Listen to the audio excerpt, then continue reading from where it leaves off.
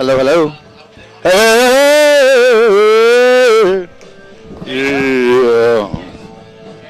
Look at all these kids. So remember I saw you at the gym? Yeah.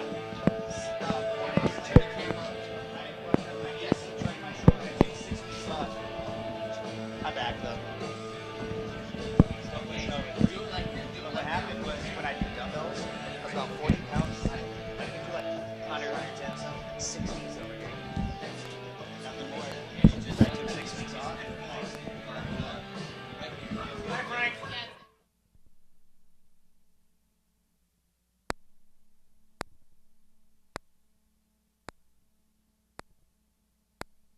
Thanks, Jim. We've got you here, and you know this game has started a little late, as you described. The bus broke down, and we picked them up, but Brookside Christian is here. They're on the field. It looks like we're probably going to start about 10 to 15 minutes late, but we're going to have a football game tonight, and we're pretty excited about the start of this home season for the Argonaut Mustangs. You know, I had a chance to talk to Coach Gary Lanergen yesterday, and what Gary told us is he said, you know, he's very optimistic about this game. Brookside kind of in a down year, but they do have some talent at their skill positions, so as long as they can hold those guys, they have a great chance tonight. And so I'm going to predict an Argonaut victory, but we still haven't seen Argonaut in action. We've heard about him. Some optimism from last week, stuff to build on, from what I've been told. Well, I got to tell you, they played a pretty good Colfax team last week. Colfax is usually a pretty strong football program. I hear they're down a little bit. And, you know, they were in the game. They gave up a touchdown. They were tied. They gave up a late touchdown in the first half. Mm-hmm. Then all of a sudden they got blitzed with 3 touchdowns over the top, got beat deep. For 21 points in the third quarter, and that was kind of the script. Jared Kopic ran really hard last week. He had 3 touchdowns for Argonaut. Crowhurst had a good game on defense. Mm-hmm. Dustin Armstrong had a good game on defense. You know, we're going to see what we got. I look at this Argonaut team, and they've got a lot of speed. Yeah. They've got a lot of similar players as far as defensive backs and running backs. The thing that they don't have this year that they've had in the past, they don't have the size on the line. They're kind of small. And so they need to kind of figure out who they want to be when they grow up, if you will. Are they going to be a double wing team? Are they going to be a shotgun team with 2 slots and 2 splits and trying to throw the ball? I've heard about a wishbone. I don't know what they're going to do. They need to kind of figure this out. But you know, when you look through a schedule, yes, and you see everything, and they looked at this is one of the games that Argonaut probably scheduled in as a win. Yeah, this is a game they should win. This Brookside Christian team got trounced last week by Rio Vista, who actually plays Amador tonight, and Amador's going to have their hands full because Rio Vista is a good football program. Amador had a patsy last week. They did. So they did. You know, and then you look around the league. Okay, Sonora, that everybody expects to be the powerhouse of the league, and they will be. Trust me, they're good. They got beat by Oakdale last week, but Oakdale was a Valley Oak League champion, and I believe might have even won the section. That's a good football team. Oh, definitely. And then they play Lodi again tonight, which is a Division I team, and so they got their hands full again tonight. And, you know, on that note, Sonora's going to be ready for league when they come into the Motherlode League. They're playing these tougher teams. Argonaut scheduling this. Amador had, was it San Juan last week? Some down teams. So Sonora's going to be ready to roll once league hits, and these guys are going to have to watch out. But one thing that we were talking about, Frank, is that, you know, they are smaller, is Argonaut this year. And I'm talking to Coach Lanergen. He said they're in great shape. They're in great shape. They hope to have a quick tempo.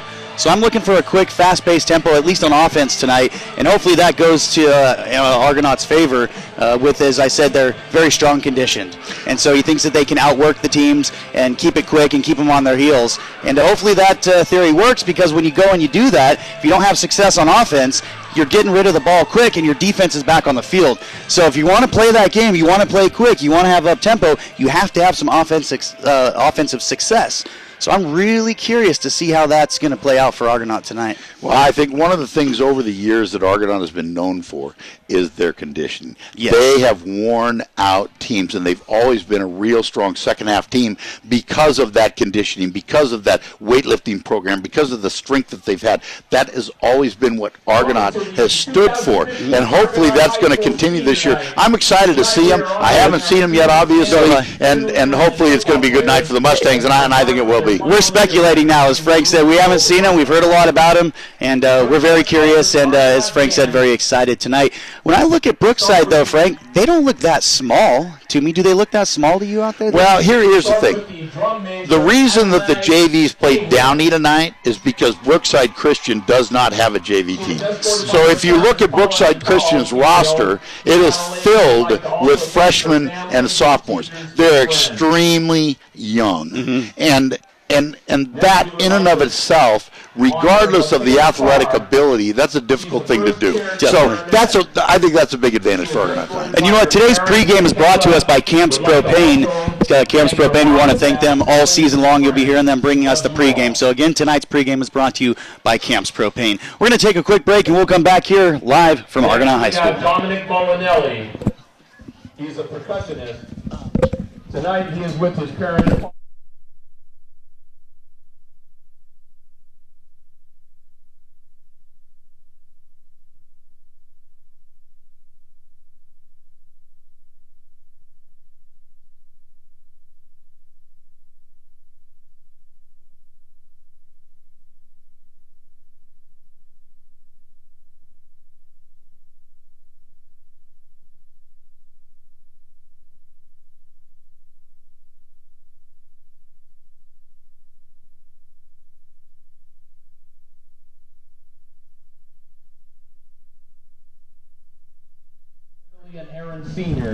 And welcome back. You're listening to KVGC Motherlode League football action here Friday night. Every Friday night we'll be bringing you Motherlode League football action live.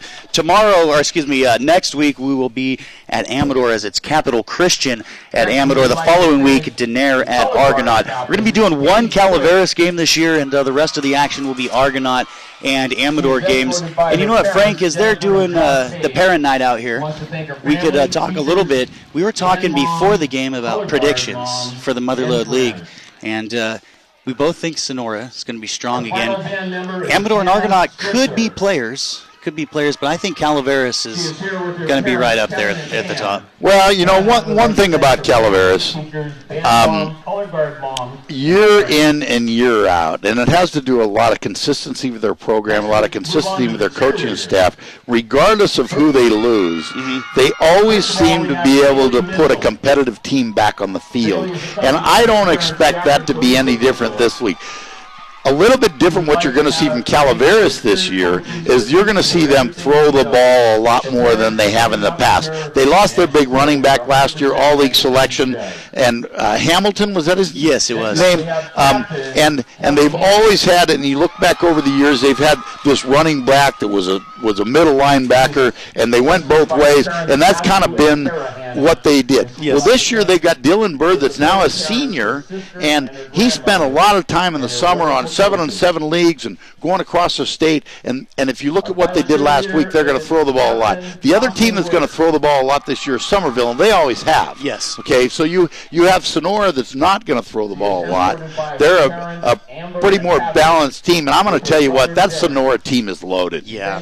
They're going to be really good, and if I'll predict right now they will exactly run through the Motherlode League like they did last year, undefeated. And I think that's expected. I don't think there's another team in a league that can beat them. Now, you go to the next tier. I think Calaveras is probably, you got to put them on the next rung. But after that, it kind of gets jumbled. We haven't seen this Argonaut team. I think Somerville's going to be pretty good. You know what? They lost their quarterback. That's one thing you got to worry about, them losing their quarterback, but I do understand the JV quarterback coming up is very strong, from what I've heard. Yeah, and I'll tell you what, if you look at the stats from last week, and some of the teams don't report. Yes. So you have to understand, we're only talking about statistics that we have. And in the first week, the quarterback for Somerville, Jake Fulkerson, was the leading thrower in the league. Dylan Bird from Calaveras was second. Okay. So you know those two teams are going to throw the football. Now, Amador didn't report, and I don't think they threw the ball much. But Ben Griffin is their quarterback. He was not their quarterback last year. I think last week they really leaned on Dalen Thedford. They did, who had almost 200 yards and maybe 200 yards and 3 touchdowns, I think. So they're going to be kind of a running team. Linden, you never know what you're going to get with that. Bret Hart, you got Michael Zelke back at quarterback. He's been their quarterback for the last 2 years. That kid's not a bad athlete. He was actually the leading rusher for that team, and he can throw the ball pretty good. So it kind of washes out when you kind of get down in the middle of the league. See, and I'm with you with Bret Hart. He was a great runner, decent passer, but he's got a whole another year under his belt there, more experience, so they'll be improved. I don't know much about Linden myself, but when you look at Amador runs an offense that's catered to passing. They can pass or throw, but like you said, Ben Griffin, his brother Jacob, was a great quarterback for Amador. I really like Jacob's game. Ben, very smart quarterback. Looks like he runs the offense, runs the team well, but we only saw him throw a few times. A little bit of accuracy issues, but he's got a good head on his shoulders, and by halfway through the season here, at least once we get to league, I think he's going to be a little bit stronger, and Amador's going to have a nice balanced attack too as we progress to the season. We don't know much about Chad Floyd, though. That's what we're looking forward to here tonight. Chad Floyd, returning quarterback for Argonaut, and Argonaut went from the double wing into more of a spread-type offense last year, and quite a bit of difference, and a smaller quarterback, and we're real curious to see what he's able to do in the passing game. Well, he had a tough time. Last week he was 4 for 13. Okay. That just isn't going to get it done. If you're going to be a passing team, you have to complete passes at a larger rate than 33%. Definitely. I don't think this is a passing team. If you change, I think they could be, but you're going to have to move some people around. But that isn't what they're doing. So we'll talk about what they're doing, not what they should be doing. I think they need to lean on, I don't think Gio Casillas played last week. He was in an automobile accident the Wednesday before the football game. I do not believe. But they've got, between Vieira and Kopic and Casillas and Johnny White, and they've got some fast running backs and some guys that can do. The line, they need to get a consistent system so the line knows what they're doing. They can't be back and forth in between a zone blocking scheme and the double wing scheme, which where they pull the gate. They have to decide what they want to be and then try to be the best they can be at that. And they're still figuring that out. Last year just kind of threw everything up. Double wing was out. They went to the double wing, and the only real success they had last year was the double wing. But what I said last year in our broadcast is folks have to be a little patient. You're implementing a whole new system offensively and defensively, whether you agree with it or not. It's all new to these guys, and we're really curious to see how they've taken to it here this offseason, and they're a little more comfortable in that offense than they were last year. Well, the funny thing was all the years, and you look at all the years of success that Ricky Davis had. Yes. And they ran that double wing. To a man, everybody, I hate that offense. It wasn't the prettiest thing to watch, right? It's not like a pro set. It's not like something spread out and you've got two backs in the backfield and the I formation and you're handing off, running this way, pass the ball. Sexy. It isn't sexy. No. But you know what? It was successful. Gets the job done. And it was a system that they developed, and they did it from peewees all the way up, and they become very proficient in it. Like all of a sudden now, you got the varsity running this, the JV's running this, the junior Mustangs running this, and the consistency that was created with that double wing made a lot of things happen, and it's also, for somebody that doesn't play you a lot, it's a difficult offense to defend. Yes, it is. Because it's totally different, right? Oh, yeah. So, it wears you down. That's the thing. Yeah. You 3 yards, 4 yards, 7 yards, bust one, lose, wears people down. And so we're real curious to see what Argonaut's got this year. But it's football season. That's a good thing, right? Yes, so exactly. We're all excited about that. So I think we're going to get out of here pretty quick here. Got a scoring update, Frank. Looks like Amador is on the board, 14-0 already. Wow. Scored twice in the first quarter. So it looks like Amador's got some. Maybe Thetford's let me legit. tell you what. They're playing a good team tonight in Rio Vista. Yes. Not like they had last week in San Juan. Yeah. So, that's some good things for Amador tonight. We can really judge Amador now off this week. All right, we're getting close to game action here. We want to thank our pregame sponsor once again, Camps Propane. The first quarter will be brought to us today by Central State Credit Union, but we want to thank all our sponsors before we get started here for making this possible. Sears, Jackson Tire, Prep Star, Mark Twain Medical Center, and the Jackson Rancheria Casino Resort. And, of course, thanks to Frank Alverson for joining the team this year. Got a little bit of experience up here in the booth. Jake and I have fun with it, but we brought the man in here this year, so we got Frank with us. And as you can tell, Frank's very familiar with the Motherlode League, and it's always speculation here at the very beginning of the season, but I think tonight's going to be a telling game. We're going to see what Argonaut has. We're going to hear from Amador, as you said, against some stronger competition, and we'll see how things are going to shake out and what to expect as we go forward.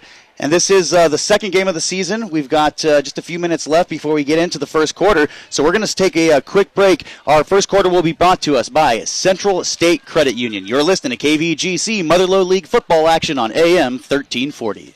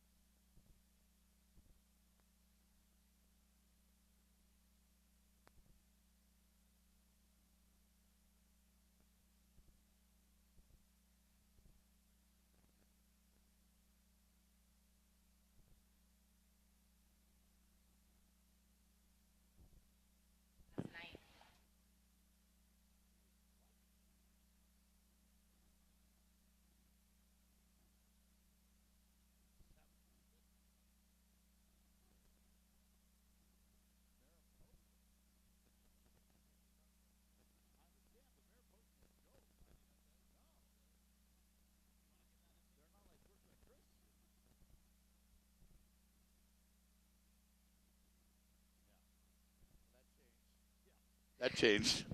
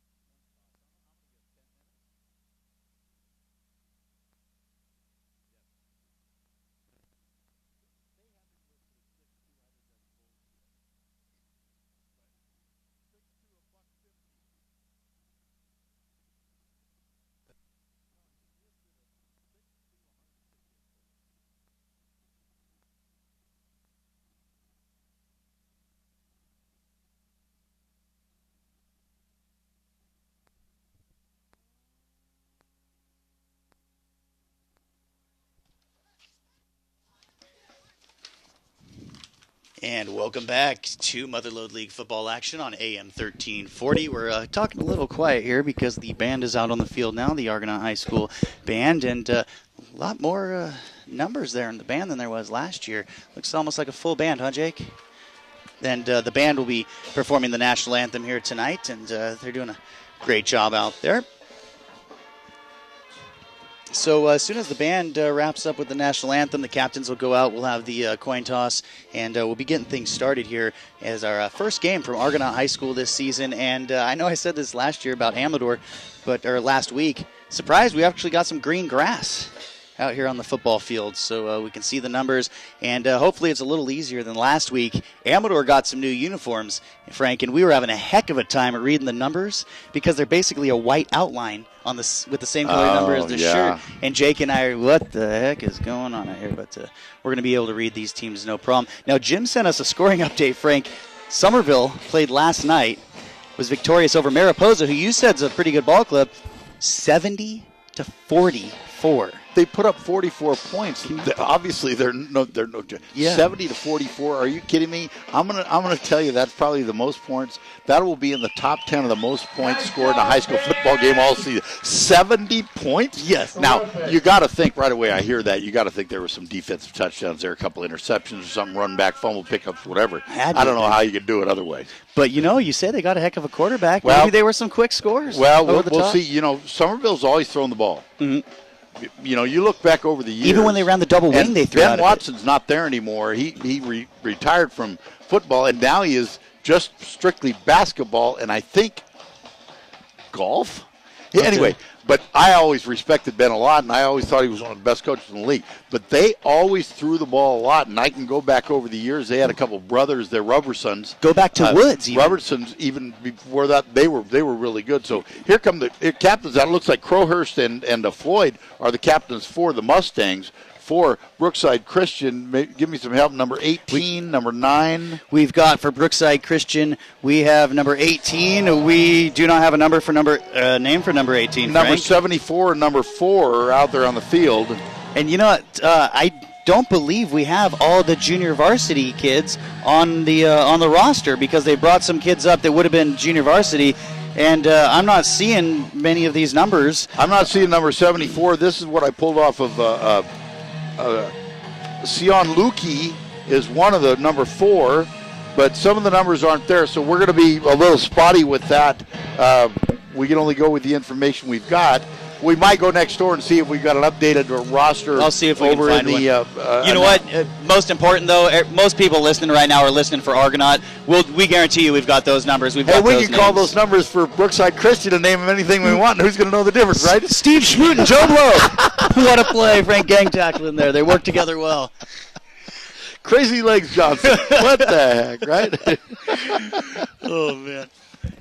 Beautiful night out here, too. You know, the only thing that's going to trap us a little bit because we're actually streaming live on the internet tonight. So if somebody's actually watching, and if we're just talking, see the beauty of radio when there's not television and nobody can see it on television. You can call, you can make the game sound like anything you want, right? But now we've got to check if anybody's watching on the internet. I know. And, we got to be a little more accurate. Oh, we may.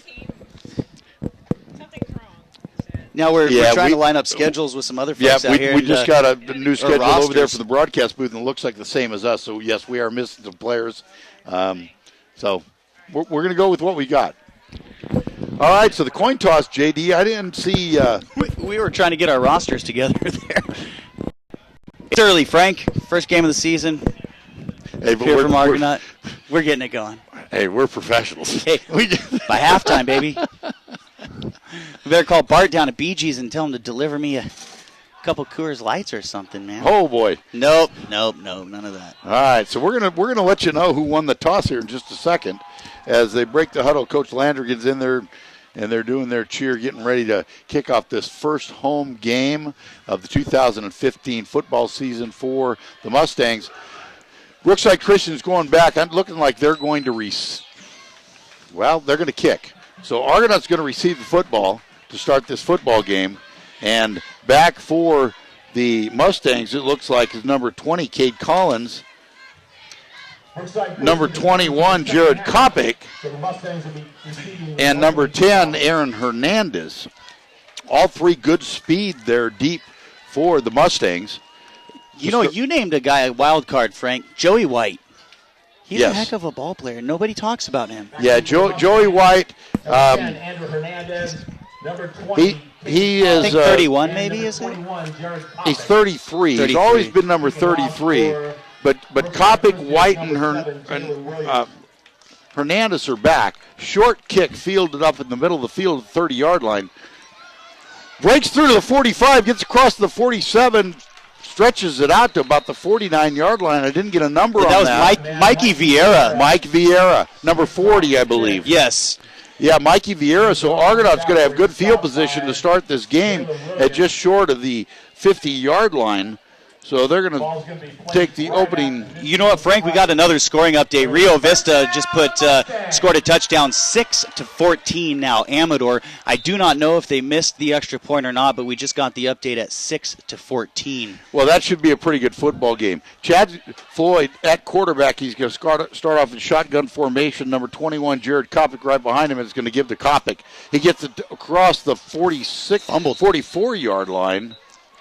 Oh, fumble and Brookside Christian recovered. You know what it looked like on that snap from the shotgun? Floyd kind of bobbled the snap, broke in place, so he runs it up the middle. He must have never really had a good handle on it because it just squirted out, Frank, rolled up about 4 yards. You know, that's a little difficult when you have your back directly behind your quarterback in a shotgun formation. He needs to be offset because it creates an angle that just isn't easy to make happen here. So let's see what we got for Brookside Christian coming out. Number 3, under center.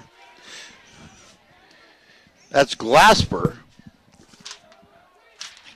Motion, toss to number 6, going around that right side. Good play by the Argonaut defense, tackled for a loss. Pitch out to Maurice Salisbury Jr. around the right-hand side, stop for a loss. Nice pursuit there by the Argonaut defense on that pitch. Armstrong had a good game last week. Dustin Armstrong, he's a senior. He did not play last year, but he's out on this team this year and had a good game last year and makes first tackle of the game tonight. Brookside quarterback's a freshman, Frank Quincy Glasper, freshman, 5'11", 137 pounds listed. Straight ahead handoff. Gained maybe a couple. That was the number 9, Luke. Stopped by number 57, David Crowhurst. Yeah, looks like number 57, David Crowhurst on the tackle for Argonaut. Crowhurst is another player, had a good game for Argonaut last week on the defensive side of the football, along with Dustin. 6 foot, 210-pound junior, Frank. This Pretty is a big very kid. young team for Brookside Christian. They do not have a JV team, so everybody they've got is here tonight. Shotgun formation. Back to pass. He's looking to the left. Throws, almost intercepted just over the hands of Kopic. Incomplete. It'll be 4th down for Brookside Christian. Sorry, Frank, I kind of stepped off the mic for a second. Joey Geedy's here in the booth with us. Geedy's in the house, the Pacific Tiger. So we're not, and he's got his UOP shirt on. We're not going to get to see you run back any 100-yard kicks tonight, Joe. You graduated out of that, huh? All right, so Kopic's back in punt formation after the incomplete pass along with Hernandez. So on 4th and 11, Brookside Christian's going to be forced to punt on their first possession.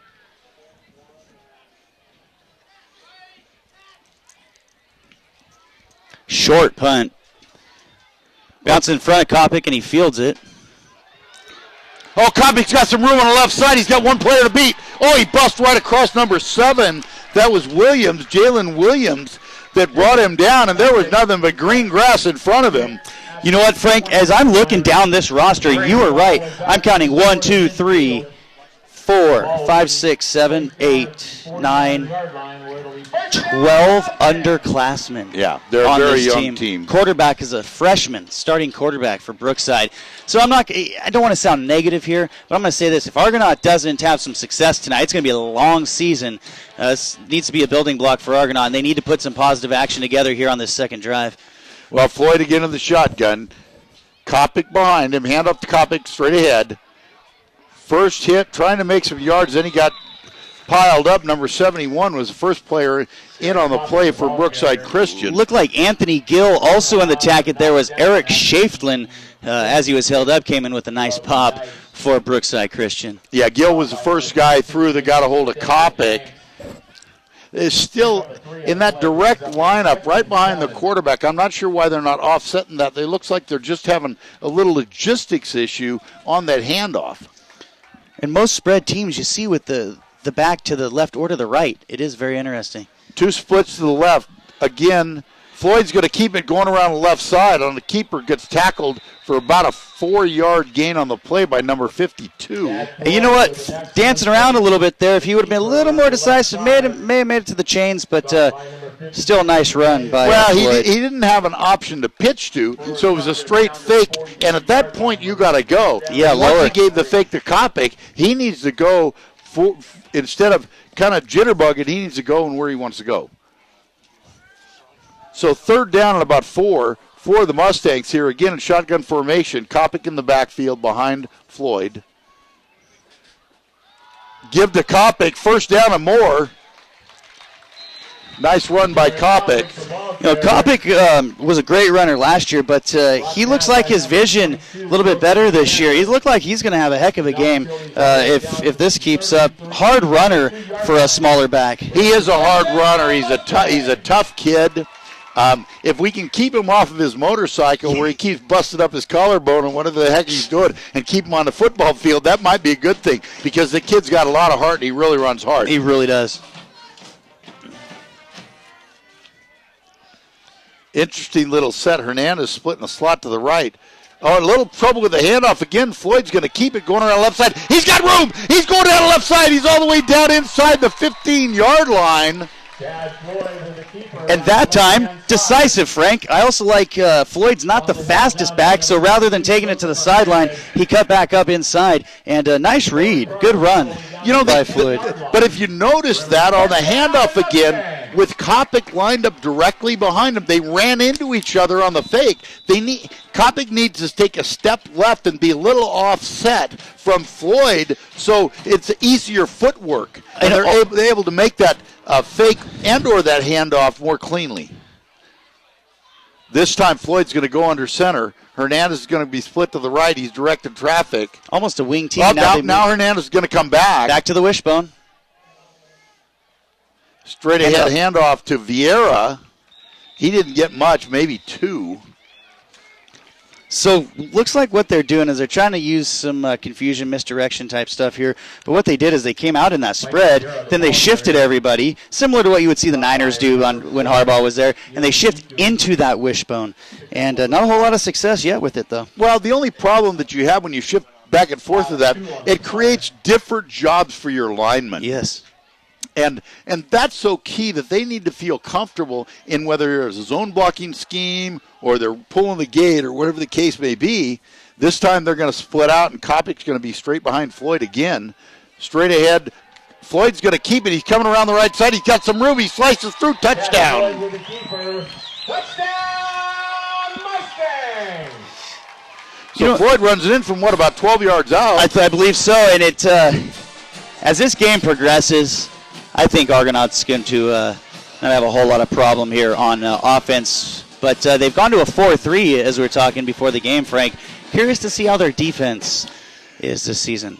Well, we'll see how that works. For 4-3, it takes a certain skill set of players to run a 4-3.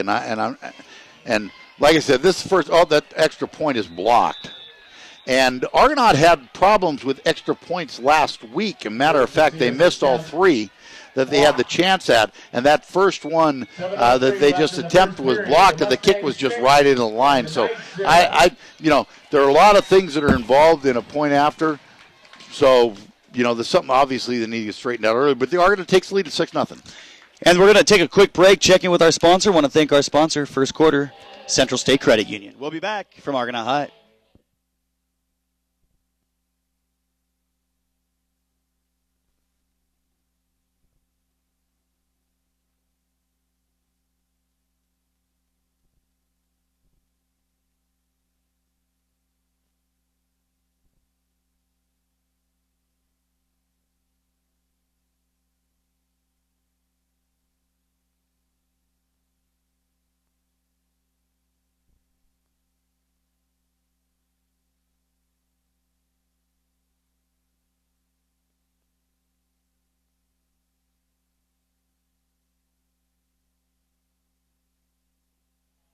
Off for the Mustangs, Ryan Albiani. And we're back here at Argonaut High School, ready for the kickoff. And remember, when it's time for a change, think Speedy Oil Change and Auto Service in Jackson, your oil change, tune-up, and repair experts. Oh, a little short kick, almost like an onside kick that went to the very up man at the 45-yard line. Not quite sure what they were trying to do there, but number 54, Shaftling, just got drilled by the ball right in the chest. Actually had nothing to do but to catch it right at the 45-yard line. Knocked out of bounds by Vieira, but that's going to give Brookside Christian great field position where they're going to start at the 47-yard line. And after that first drive, it's apparent Argonaut's confident in their defense and maybe not a whole lot of respect for the Brookside offense here. Well, field position is a pretty important thing, and I'm not too sure I'm willing to give that up this early in the game, but we'll see how this goes. Lucas at the quarterback spot with number 4, Liku, right to his right. 2 men slotted to the left.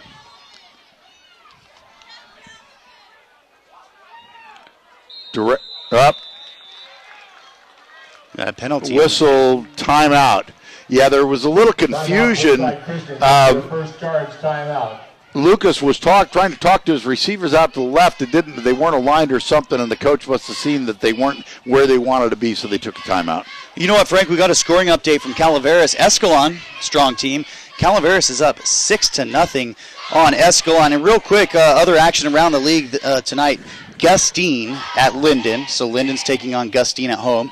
Amador hosting Rio Vista. Oristimba is at Bret Hart. Lodi at Sonora. Calaveras is at Escalon. And again, Calaveras has scored. It is 6-0 Redskins. Yeah, Bret Hart's the only team in the league that didn't play a 0-week game last week. So this is the first game that they've played this season tonight. And I believe they're at home. Okay, 6:59 left to go in the first quarter. 6-0 Argonaut Mustangs. First down and 10 for Brookside Christian from about the 47-yard line. All right, so Brookside Christian looks like they're ready to go again. This time,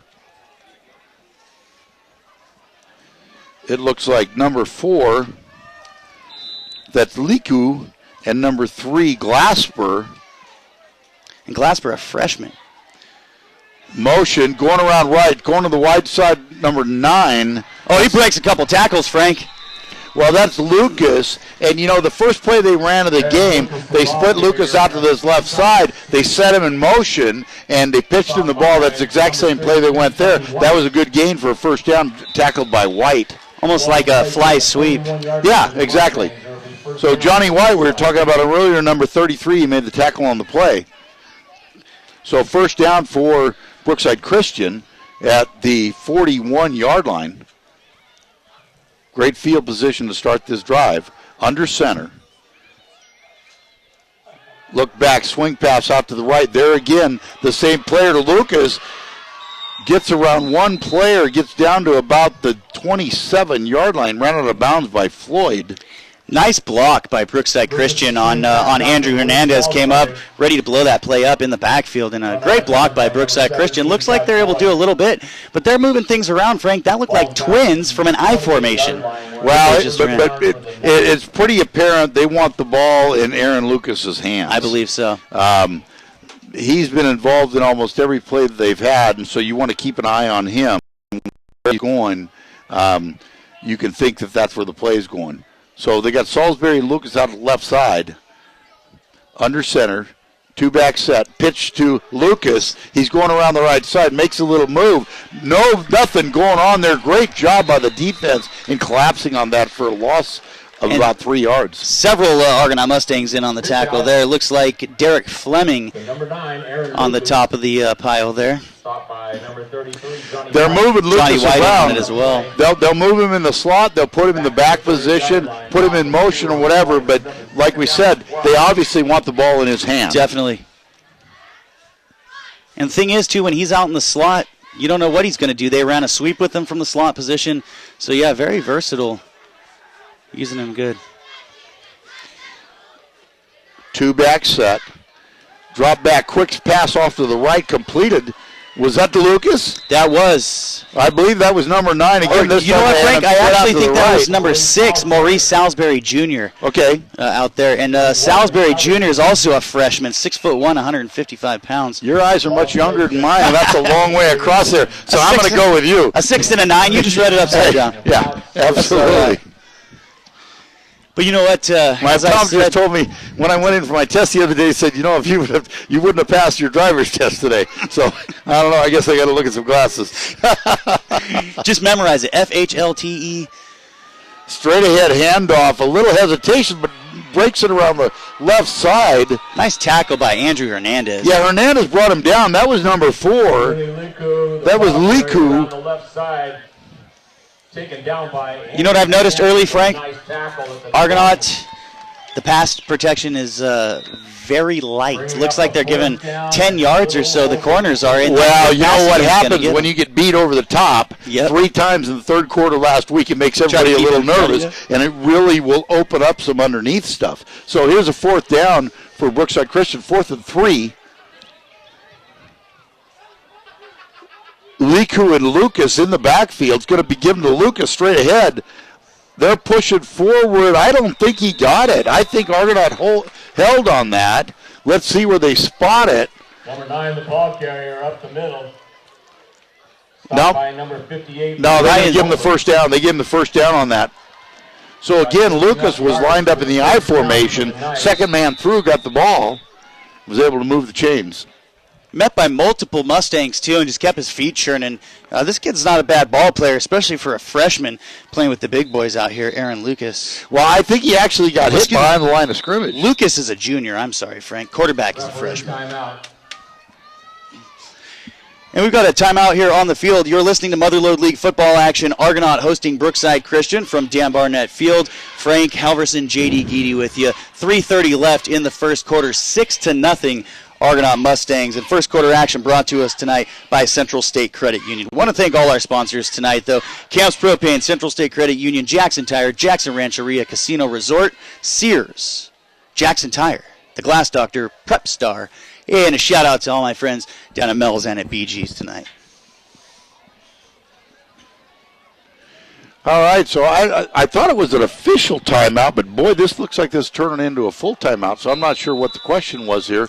The chains were moved. It's 1st and 10, ball sitting on about the 17-yard line. So Brookside Christian has it 1st and 10. Again, Lucas is straight back with Liku. Lucas again going off right guard. Oh, just a whole bunch of green jerseys there. Maybe picked up one on the play. Nice penetration by Ryan Sober on the play. Yeah, got his arms on him, didn't quite bring him down, but blew the play up. Multiple Mustangs in on the gang tackle there. So great penetration. Way to blow that play up by Ryan Sober. And we've seen him a lot so far on the defensive line. And Sober didn't play last week. He was also involved in that automobile accident with Gio. And so it's nice to have him back on the field.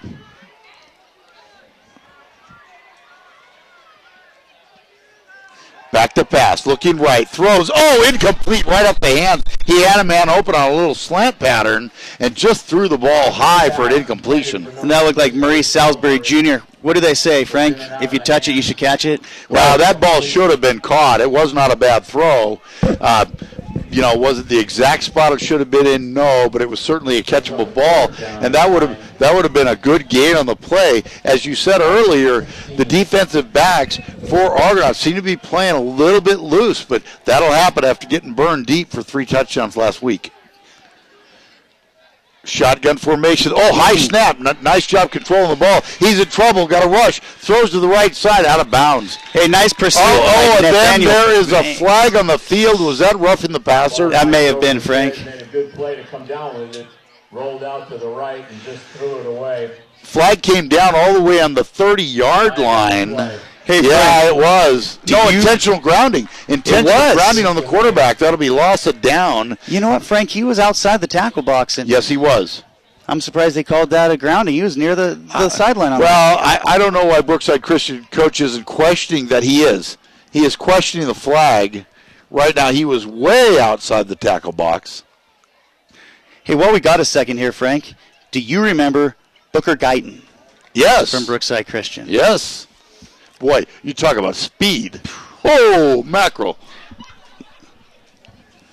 Brookside has had some strong teams. Now, Brookside Christian, if I remember right, is it Brookside or is it Christian Brothers that was actually in our league for a couple years in the early 2000s? No, Christian Brothers is from Sacramento, and they're a very large school. Then it was Brookside. It was probably Brookside. Only a year or two, maybe 2002, somewhere around there. Yeah, I don't understand the penalty on there for intentional grounding, but they marched him back. They're all the way back to the 35-yard line on a 4th down. Another high snap.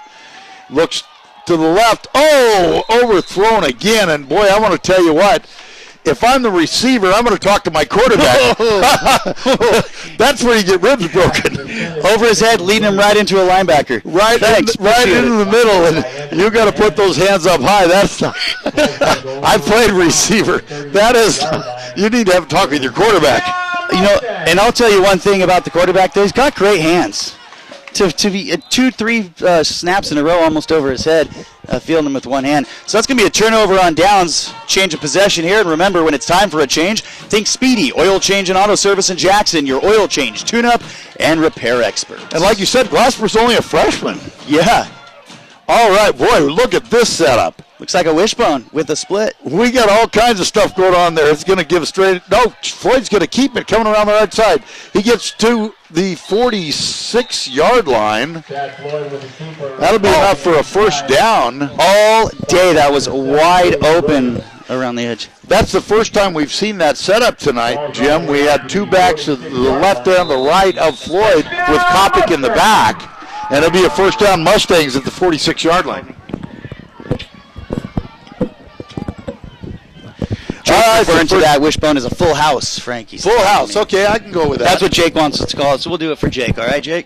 We'll call it that. I like it. This time we're in the shotgun I'm Uncle formation. Jesse, Jake. Vieira in motion. He gets a handoff coming around the right side. Gets hit. Knocked down at about the 45-yard line, but a nice gain on the play. You know what stood out to me on that play, Frank, was number 11, Ryan Albiani, tight end, holding his block up the field about 5, maybe 10 yards, all the way through the whistle. Strong play over there on the edge by Albiani. Well, the unsung heroes of the running game, right? Right, the blockers. I was almost glad I was a small guy. I got to touch the ball, Frank. Well, that was the first time we've seen that set. Now we look back and we've got Hernandez, Kopic, and I believe Vieira? Straight ahead, and Vieira, this time Floyd kept it and just got smothered, a loss on the play of about 3 yards. So we're seeing all different kinds of sets by the Mustangs. Dropped by number 77. Again, Frank, they need to find their identity. And I understand trying to see what's working, get everything in this game. We said this should be like a tune-up type game for Argonaut with almost playing a JV team here if you look down the roster. But build that consistency. Make it happen. But be consistent. They must have an idea. And you know what? When you're having success, as far as I'm concerned, you keep doing it until your defense makes you do something different. That time, Kopic comes straight ahead. He makes a nice move to the left, a nice cut. That's going to be a first down. Gets down to about the 37-yard line. Nice cut by Kopic on that. Yeah, if it's working, go. If it isn't broken, don't fix it. Well, because everybody gets in a flow, whether it's your line, whether it's your backs, whether it's your quarterback. And if you're having success, make the defense adjust to what you're being successful at, and then you create other opportunities for you, right? Hey, I'm a coach. I get 3 yards or more. I run the same play till they give me less than 3. All right, so here we go. Floyd back in the shotgun. Kopic behind him. Straight ahead handoff to Kopic again. Makes a little move. Spins. Gets down, hit. He's going to get down to about the 31-yard line. You know, with this zone blocking, Frank, a lot is up to the back to read where the hole is. It's not the same hole every time. And great vision. Kopic is making a decisive move from the point when he gets the ball. And he's going to be a very strong runner all season. Some quick updates, Frank. We got Amador still 14-6 over Rio Vista. Calavera 6-0 as they are at Escalon. We're going to take a short break here as that wraps up the first quarter action from Argonaut High School. First quarter action brought to you by Central State Credit Union. We'll be back with the second quarter, sponsored today by Jackson Tire.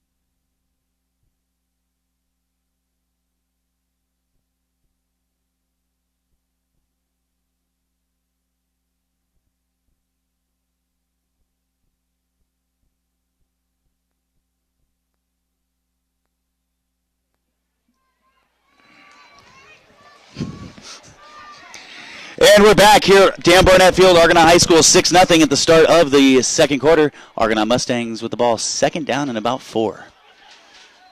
In motion, give to Hernandez, whistle on the play. I think that's going to be an illegal motion. Yeah, an illegal shift on the Mustangs, so that's going to back them up. Real quick, Frank, scoring update. Amador just scored again. It is 20-6. Amador over Rio Vista, and that's going back and forth now, so some good action there from Amador High School. Wow, 20 points in the first half for Amador is pretty good, because let me tell you, Rio Vista, I believe, was a playoff team last year. They're no joke. They're a pretty good football team. They beat this Brookside Christian team just like a drum last week, 53-6. Here we go. We've got, what are we going to call this? A full house, I believe. Uncle Jesse, Joey's in the backfield. Straight ahead to Kopic. No! Floyd kept it coming around the left side. Well, I'm going to tell you, all the way down to the 22-yard line. That's a first down. And I had my binoculars on that play. I thought Kopic had the football. So pretty good fake. Good fake by Floyd and good reads. He runs a little tall, though, Frank. He needs to get behind his pads a little bit. But, he's a quarterback, and he's doing a good job. And the kid has grown. He looks like he's about an inch or two taller at least since last season. Yeah, he has grown. Or the young man. They call him a kid. But. So 1st and 10 from the 22-yard line for the Mustangs with 11:48 here in the second quarter. End of the first quarter, Calaveras-Escalon game still 6-0. Your scoring update. 11:42 left. Under center, wishbone formation, straight ahead to Vieira. No.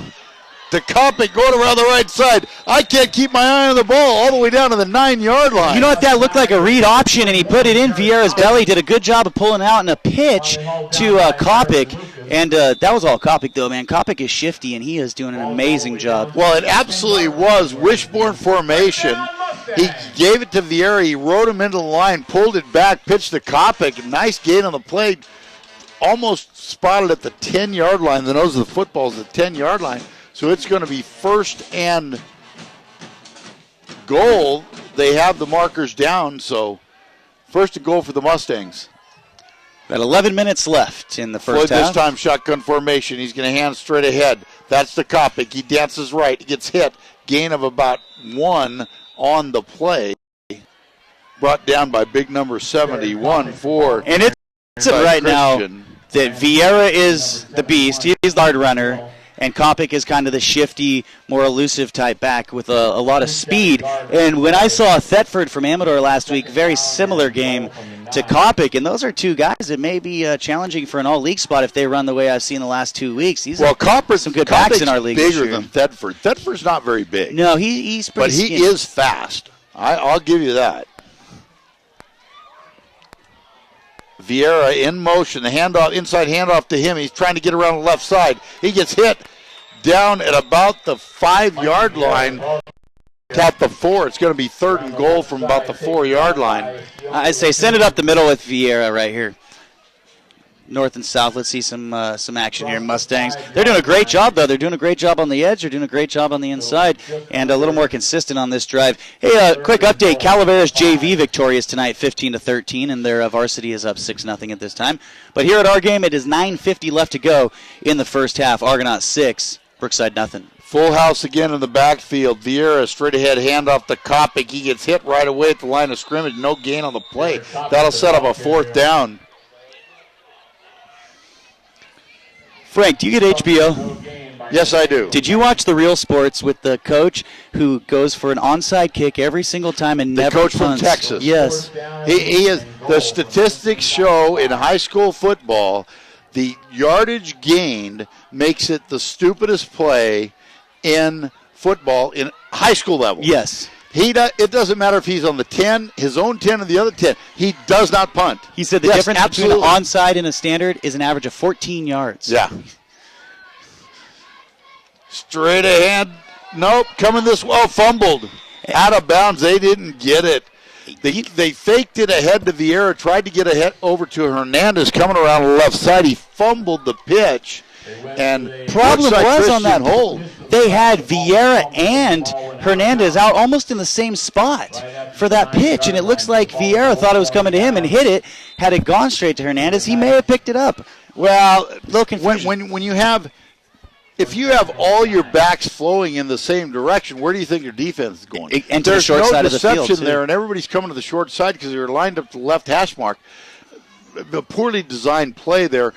It may have been run wrong. Yes. But because everything's moving there on the short side of the field, if you would have had one guy going the other way, that side of the defense had to watch out for the reverse to keep him honest on the other side. It just kept too much flow coming this way. You're basically taking your end and your corner right into the play. with the way that was run. We got a penalty on the field here, but that's another reminder for you. Change of possession. Brookside now with the ball. It will be first down. And remember, when it's time for a change, think Speedy Oil Change and Auto Service in Jackson, your oil change, tune-up, and repair experts. I'm no Dwayne Kuiper, but I like saying that. Time for a change? Yeah. Think of Speedy Oil Change. When we got that, I said, all right, let's do it. You know, when Jim told me about that, too, I said the same thing. It's just like the Giants. Oh, there's all kinds of movement there. That's going to back them up half the distance of the goal. Half of the left side of Brookside Christian team was moving before the snap there. Everybody got the count except for the center on that one. Hey, we got just under 9 minutes left to go here in the first half.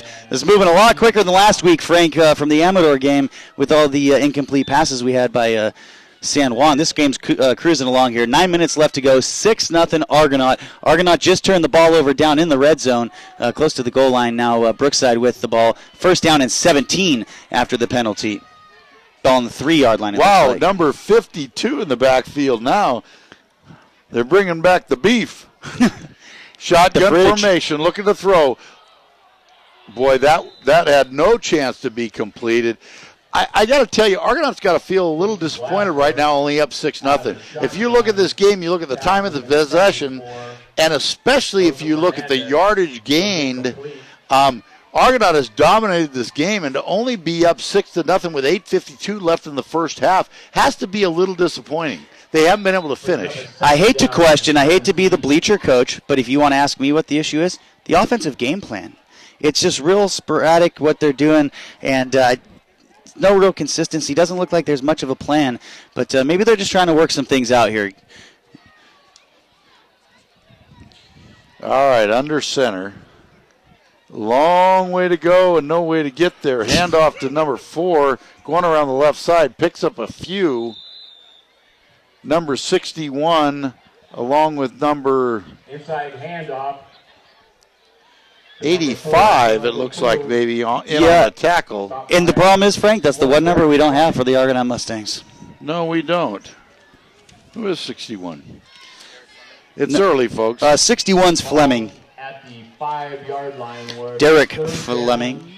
And about 14. So now we've got Joey White coming off the field. Well, 3rd and 14 looks like Hernandez for taking Brookside. over for White out there at the left corner position.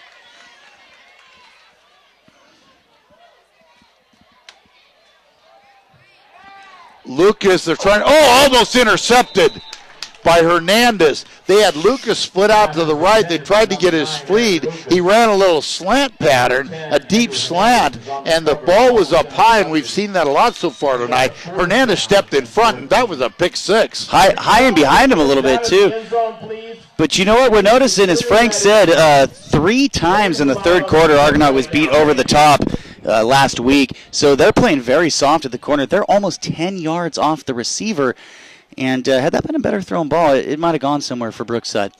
Well, Lucas is fast, so you can't give him a head of steam. But right now, Brookside Christian's got a punt out of their own end zone. Left hand, short kick. Short kick, everybody get away. That ball's going to drop dead at the 26-yard line. So there we were talking about, why do you punt? Exactly. The number of yards gained there from the punt. Barely, they pick up 20 yards? From that point, though, from the goal line, you got to do it. But, I've been saying something. Not according to this guy. No, he never punts. Never. Well, I heard that a couple of years ago. This is not something new. This guy has been doing this for years. And let me tell you something. 4 state championships football in Texas 8 years. is big stuff. Yes. And if it wasn't working for him, he'd have lost his job a long time ago. He would be gone. Hey, I've been saying Joey White, one of my friends, Johnny White. Johnny White. To Johnny White's parents, family, friends, everybody out there listening, go Johnny. Straight ahead handoff. That's a Kopic. He's got some room. He's busted through. He's going to 5. Goal line touchdown, Mustangs. Great run by Jared Kopic. 26-yard run right off a left guard by Jared Kopic. You know what, Frank? We're going to make that our safeguard play of the game.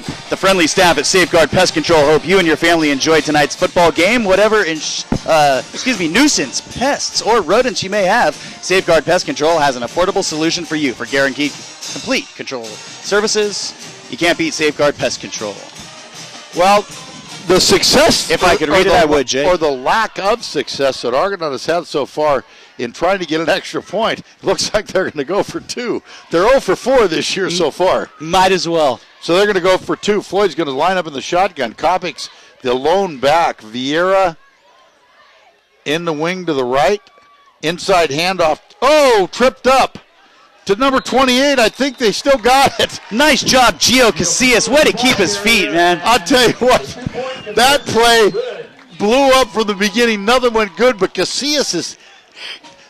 That guy is so quick. He is. And he was able to stay on his feet and hit that little hole. 2-point conversion by Casillas. Nice job. And you know what? While I have a little bit of extra time here to read this, I'll do it again. That play, the scoring play by Kopic, was our play of the game, brought to us by Safeguard. The friendly staff at Safeguard Pest Control hope you and your family enjoy tonight's game. Whatever nuisance, pests, or rodents you may have, Safeguard Pest Control has an affordable solution for you. For guaranteed complete pest control service, you can't beat Safeguard Pest Control. They offer residential and commercial service, pest, rodent, and weed control, gopher control, termite inspections, also arbor jet tree injections for pine bark beetles, aphids, and other insects. Don't forget, Safeguard Pest Control gives free on-site estimates. Call for an appointment today, 267-1200.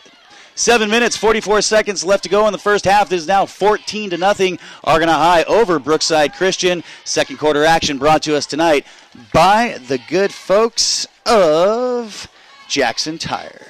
You know, it was a nice job of Argonaut to take advantage of that short field position there after the punt.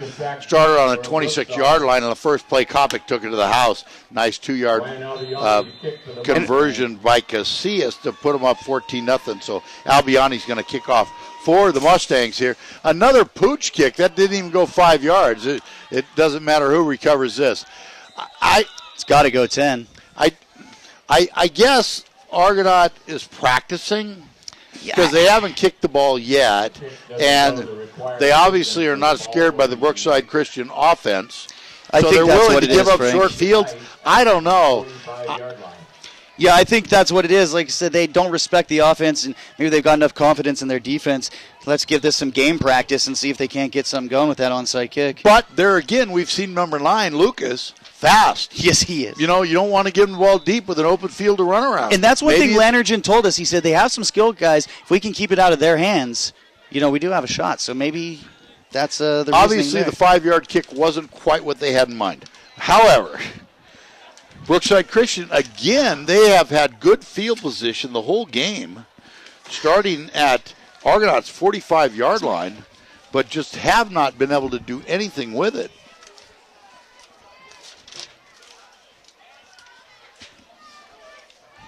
Here comes Lucas coming off the right side. He's moving forward. Nice job by number 85 as well as number 21, Kopic. By Jared Jake. Ben Hayes is also in on the play. So a gain of about 3 on the play. It'll be 2nd and 7 for Brookside Christian.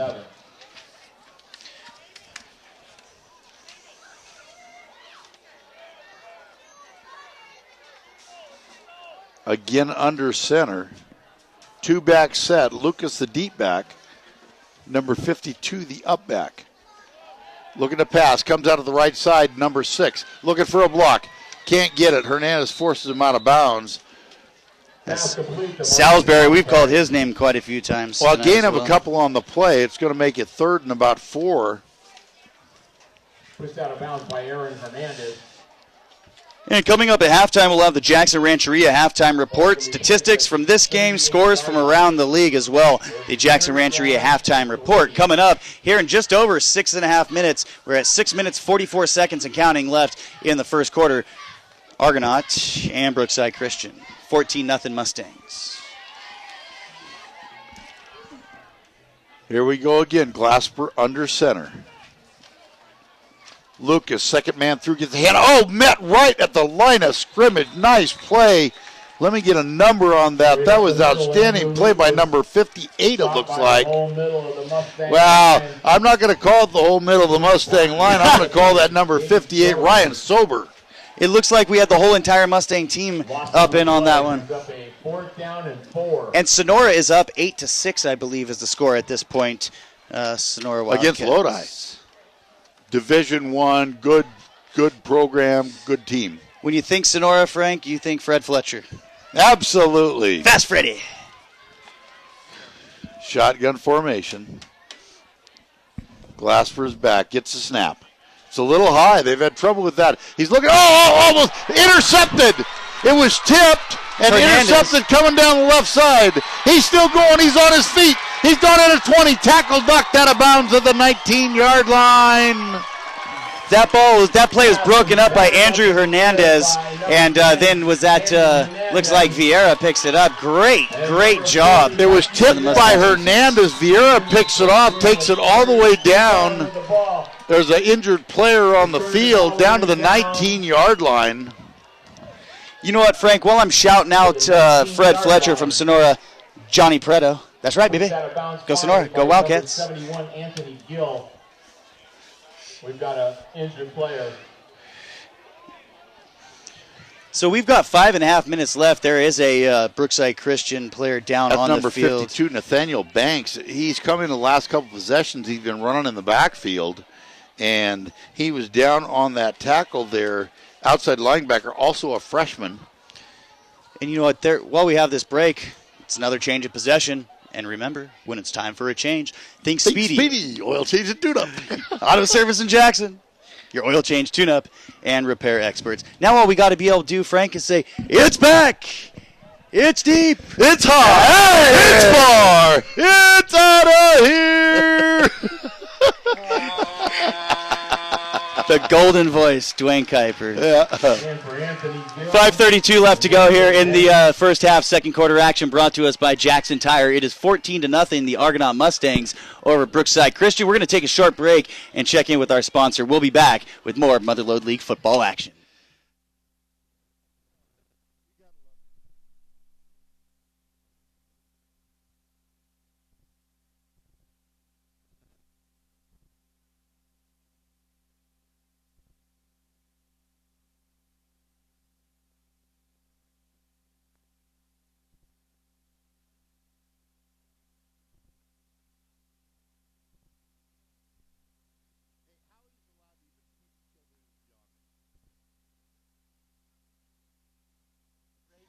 Funny story that Murray used to talk about.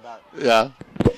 And we got 5 minutes and 32 seconds left to go here in the first half, brought to us by Jackson Tire, second quarter action. Stay tuned. We've got our Jackson Rancheria Casino Resort halftime report coming up here for the first half action. We'll wrap up all the action here as well as other Motherlode League games as well. MC, do you have some scoring updates for us? I believe Sonora is now up 8-6. Calaveras still 6-0. Amador up 20-6 in that game against Rio Vista. And as Frank said, Rio Vista a lot stronger competition. So now we're getting a good idea of what the Buffaloes have to offer this year. And we'll be doing quite a few Amador games. One Calaveras game, and the rest of the action this year will be Argonaut and Amador games. Next week, we will be coming to you live from Amador High School as they will be hosting Capital Christian, and that's going to be a good game as well. Capital Christian usually has a strong team. Now, Calaveras is ahead of Escalon. Escalon is, like Frank was saying about Calaveras, always consistent. Calaveras, you know they're going to bring it. Escalon's always been a strong team, and so Calaveras is up 6-0 in the second quarter. Another strong team, Lodi. Sonora is up 8-6 in the second quarter. No report yet from the Bret Hart game or the Linden game. But again, Amador 20-6 over Rio Vista. And they're taking quite a while to get 52. They're carrying him off the field. So we will not see him back, I do not believe, here. Yeah, he was up, and he tried to walk off. That's Banks. And either a knee or an ankle, and he couldn't do it. And they ended up having to pick him up and take him off the field. So it looks like his night's probably over. You know what, Frank? It's weird not seeing Dave Carey on the golf cart out here this year. Retired. You know who I haven't seen? Principal Kelly Hunkins. Nor have I. You know, it's interesting when you go into the Argonaut office now this year. It's a testosterone-free zone. It is, huh? All women. Is Sarek still? Where's Sarek at these days? No, she's at a grammar school. Okay. She moved this year. Anyway, so, yeah, it's testosterone-free. You walk in, there's just women everywhere. It was just weird a for great me not staff seeing... in there, and I am just really excited that Kelly got that position. I am think too. she's going to do a great job for Argonaut High School, and I know the staff and the students are also excited about that. So congratulations for her, and well deserved. Hey, she actually got bit by a spider, I was told, and had to go to the ER.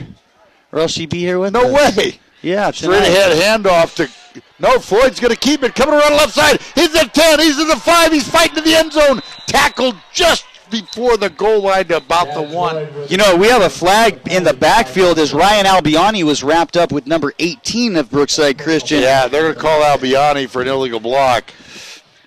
They're going to bring him back. Floyd, not the fastest guy in the world, but he does a good job of cutting back up. A lot of young players will always try to take it to the sideline, run around. Well, if you don't have that breakaway speed, he's doing a great job of taking what's given to him, and he is cutting up field. And a lot of positive yards by Chad Floyd running the ball tonight. Well, you know, I think that what's happening, Brookside Christian saw the tape last week, and it was Kopic. And they've done a really nice job faking the Kopic in the line, and they're getting the defensive ends and the tackles to crash to Kopic, and it's allowing Floyd to get around a corner. It's giving him the edge, and it's creating, if your linebackers can't flow that way, and your DBs have to come up, it's giving him some space. It definitely is. And Floyd's doing a great job with these fakes tonight. There again, Floyd looking to pass. He rolls to the left. He's throwing long. Hernandez is open. Touchdown, Mustang! And he drops it. Oh, he dropped it. Hits the ground and it bounced out of his hands. You know what? Chad Floyd rolling to his left. Nice throw. It was a beautiful throw, and it was right in Hernandez's hands. I thought it was a touchdown, and when he hit the ground, he couldn't hold on to it. Second quarter, 7-6, Escalon now at that Calaveras game. That game will be a battle all day long. Mark Lorero down there, the coach for Escalon, I'm going to tell you what, he puts a quality team on the field every year. They're tough. They're hard. Calaveras does the same thing. That'll be a good game. So Argonaut backed up, 2nd down and 20. Floyd's going to keep it, coming around the left side. Missed that one block. Nice job cutting in and out and got caught from behind. And good blocking by Hernandez out there out in the open on the edge in front of Floyd. Well, he created enough interference that the defender had to go one way or the other. The defender chose to go inside, and Floyd did a good job faking in and then darting left, which gained him another 5 yards or so. So sometimes in a block, it doesn't need to be a pancake. You just need to be there to make the defender commit one way or the other, and then the back can take advantage of that. Think Randy Moss. Never had a pancake block in his life. Never laid anyone out, but he got in the way. All right, Floyd back in the shotgun. Kopic right behind him. Floyd back to pass. He's looking left again. Hernandez, same play. This time he couldn't catch it either. Not a bad pass, not as good as the one before. But they went back to a straight drop back. Didn't roll this side, but they went to Hernandez in the corner, and they just couldn't quite complete the play. It's a nice over-the-shoulder, back-shoulder throw by Floyd. And Hernandez did a heck of a job to at least get to that ball, but couldn't quite come down with it. You got about just under 4 minutes left to go as plays slow down a little bit here with the injury and a couple incompletions here, but we again have a score of 14-0. The Argonaut Mustangs over Brookside Christian. Just under 4 minutes left to go in the first half. And we're going to bring you the Jackson Rancheria Casino Resort and Thompson Auto Center halftime report here in just about 4 minutes of football. That's a few extra minutes, but 4 football minutes. Well, 4th down here for the Mustangs. Floyd's looking to pass. Throws over the middle. Incomplete. Almost intercepted. And that was right. Oh, he did get it. They're giving him the interception. And that was trying to get Albiani on a little curl route over the middle. The pass was a little bit high. Albiani couldn't pull it down. Tipped it. Intercepted by Brookside Christian. He'd actually been better off dropping that on a 4th down. But Brookside Christian's going to take over. Unfortunately, it's going to be at their 4-yard line. You know, and when you think on that play right there, that was a nice effort by Albiani. But, again, just a little high. Little behind him. He's looking a little better. He still, when he has to throw a ball with a little velocity behind it, if you don't have that bigger hand, they have that strong grip, it has a tendency to sail Yes, on it you does. a little. And if you've noticed, his passes are just a little bit high. And we've seen the same thing with Brookside Christian with their freshman quarterback. All their passes have been a little bit high. So Brookside's backed up again. Hand off to Lucas, trying to get him going. He's gonna get piled up, but he gets out to about the 9-yard line, so it gives him a little space. We got to give it up to Lucas, though. He's a strong runner, man, and for a young guy, he's what did we get there, Frank? About 4 yards. I'd say 3 of those were all Lucas. It's just pushing the ball off the goal line. But there again, Argonaut has dominated this game, but have not been able to come up with points. You know what? You look at the scoreboard and you say, all right, Argonaut, 14-0, but this should be about 28 or more with the level of competition. They've dominated the time of possession. They've dominated the yardage on offense, but they just have couple there's turnovers. A nice pass right there. That's a first down. That's complete to number 22. We've had 2 turnovers. Turnover on downs. Well, the interception there on the 4th down, but inside the red zone by the Mustangs. So they have been threatening most of this ball game. But we do have a Mustang down on the field. Unfortunately, we see Coach Lannergan heading out there. But you know what? Forgot to mention, guys, on that change of possession, we like to do it when it's time for a change. Think Speedy Oil Change and Auto Service in Jackson. Your oil change, tune-up, and repair experts. You know what, at this time, Frank, let's take a short break as we've got the officials, we've got the coach out there attending to the injured player. We'll get a number on that injured player, and we'll be back with the rest of the second half action brought to you by Jackson Tire from Argonaut High School.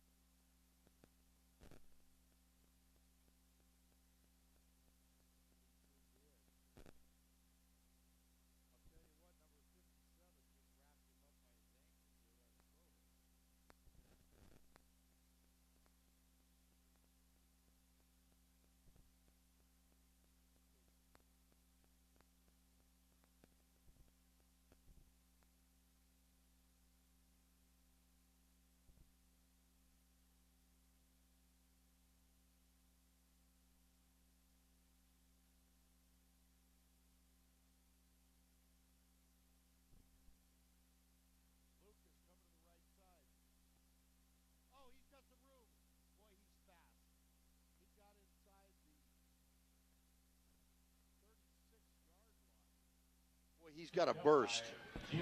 And we're back here at Argonaut High School. We had a couple commercials playing there, Frank. We missed a couple plays, but it looks like in that time, Brookside Christians gained about 30 yards. They're up at the 35-yard line, and as you just called, a nice run again by Lucas, running hard. Well, Almost he had a that nice burst that came through there, had a little space. So it's going to be 1st and 10 for Brookside at the 35-yard line. Lucas again, another gain of 5 yards. And you know what, guys, as we were in the commercial break, it was Kopic who was down on the field, and that could be big for Argonaut. He limped off with help, looked a little woozy. We don't know the extent of the injury, but we'll follow up on that. Amador is now up 26-6. I just got the thumbs up from Jared Kopic and Leanne Glavinich, who were on the field. They turned around and looked at me and gave me a thumbs up. So they wanted me to make sure that I announced everybody's good. Right. I got this. Oh, back to pass. He's looking deep. He's going long. Oh, just incomplete. Nice job back there on defense by number 28. I believe that's Casillas. I believe so.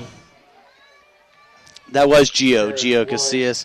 And that, it was good coverage, but it was a catchable ball in his hand. Well, I got to Another tell you high what, pass. and Gio was giving up some height on that. Yeah. And so he threw that right on a string. It was a nice pass, but just couldn't complete it. So Look at Glasper, 3rd and 6 now, they've Frank. got some freshmen that are pretty impressive on this football team. Lucas right there is just swallowed up by number 58. He had penetration on there. That's Ryan Sober. And we've been calling Ryan Sober's name a lot tonight. He's getting that penetration. He's looking really good. And we got just under a minute and counting now here. It is 4th down and 8 for Brookside Christian. They'll likely run the clock down as low as they can, try to get another playoff here before the half.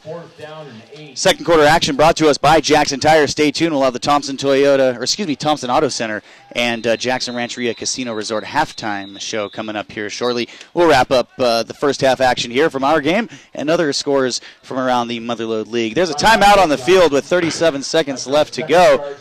So as Frank said, that was Kopic who was injured, but we got the thumbs up. So Kopic looks like just kind of shaken up a little bit. Hopefully he can get back into the game in the second half. Jeez, what has he got, an earbud down there listening to us on the radio? I know. Are we screaming?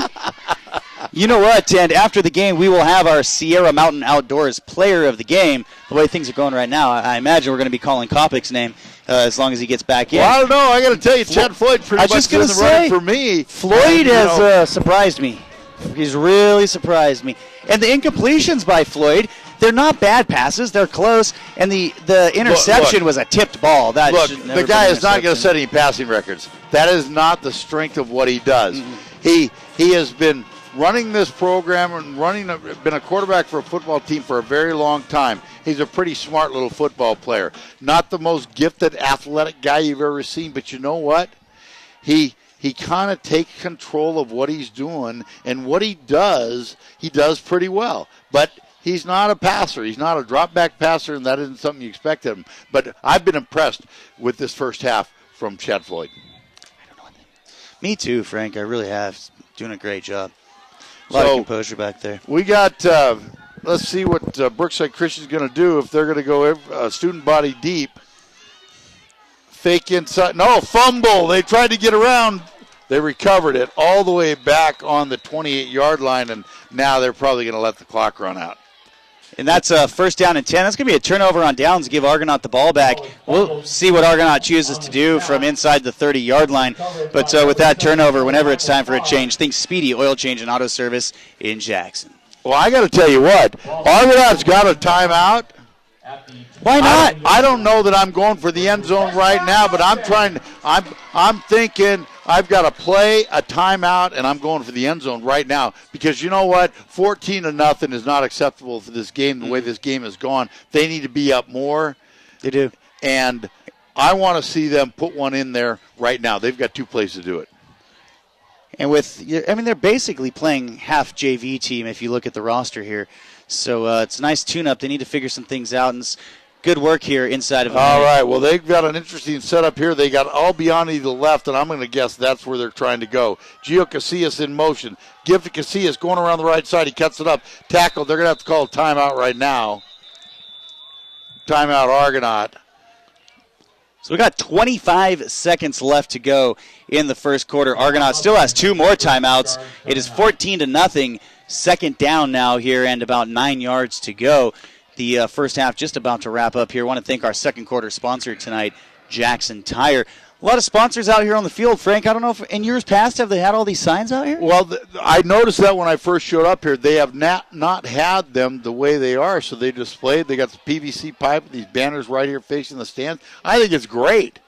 I think it's awesome that they're actually out there looking for support from the community, because I'll tell you one thing about this community.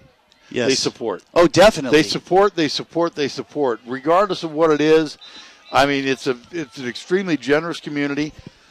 I have said it for years and years and years that I will put up per capita this community in supporting whatever charitable organizations, whatever service clubs, whatever athletics, whether it be youth, high school, whatever, against anybody. Per capita, Amador County, you rock. Grocery Outlet with their Interfaith Food Bank, the Independence for Hunger, third highest in the whole state, next to Fresno and South Lake Tahoe. That's amazing. So Argonaut's got some timeouts, so they got time. Floyd does a little pump and go, and look, he's got a receiver open. He couldn't complete it. Just let him a little much, and that was number 20, Cade Collins. First time we've called Cade's name tonight. Quick update from the Argonaut JV game. Argonaut was down by Downey. Interesting way to put that, but defeated by Downey here. 34-27. Downey was victorious in JV action. Downey High from Modesto. Downey High is a big school. That was their freshman team. You know where they're from? Up. Modesto! Modesto! In Modesto. All right, we'll fill you in on that a little later. Yeah, but anyway. Inside joke. There's another guy I know that's down there. You know him a little bit. Yeah, a little bit. All right, so it's third down. They still got a couple plays. Looking to go deep. Floyd sets up, throws to the end zone, wide open. Johnny White out of the back of the end zone. Just about, 3 yards, Frank, out the back of the end zone? Floyd needs to throw that ball just about 2 seconds earlier. It was just a little bit out of bounds, so it's going to be fourth down with 12 seconds left. They got another play they can do it. The clock stops on that incompletion, so they got one more shot. And you know what? I'm thinking you send him deep and you drag somebody across the middle. Oh, yeah. Okay? You put splits on both sides and you send them deep and you loop Albiani right across the middle on a slant after you clear those linebackers. You might get scored right here. 12 seconds left. I think see so, what they Frank. do. 14-0 Argonaut Mustangs. 12 seconds left. I mean, everybody's back deep. Look at the safeties. They're all the way back to the 10-yard line. The corners are 10 yards back. Drag somebody across the middle. Oh, they're going to throw a little out and try to run it. Incomplete. They're going to turn it over on downs with 6 seconds left. Frank, you know what that means? It's time for a change. Think Speedy. Oil change and auto service in Jackson. Oil change, tune-up, and repair experts. I'm going to be saying that one in my sleep tonight. Yeah, you know, that's one thing about a football game. There's a heck of a lot more changes than there are pitching changes in a baseball game, right? Quite a few So, more. boy, Speedy's really getting their money's worth. Unless it was that Giants-Dodgers game from the other night when Dodgers went through the whole bullpen and the Giants still couldn't beat them. Well, I don't want to cry up here. The start of our game tonight. I'm sorry, our poor Giants. I think they're Yeah, good. It's looking that way. Yeah. Anyway, so we got time for one play left. There's 6 seconds left. Brookside Christian, they're going to line up in the shotgun. I'm going to guess they're going to try to get the ball in the hands of Lucas. Glasper back. He's looking left. He's dancing around. He's still looking, thrown. Intercepted! Oh, are you kidding me? That's the worst thing that could have happened. Oh, tackled on the 29-yard line as time runs out, and that'll do it for the half. That looked like Gio, or was that Kate Collins? It was Gio. All right, and we're going to take a short break here. We'll be back with your Jackson Rancheria Casino Resort and Thompson Auto Center halftime report from Argonaut High. It is 14-0 Argonaut Mustangs.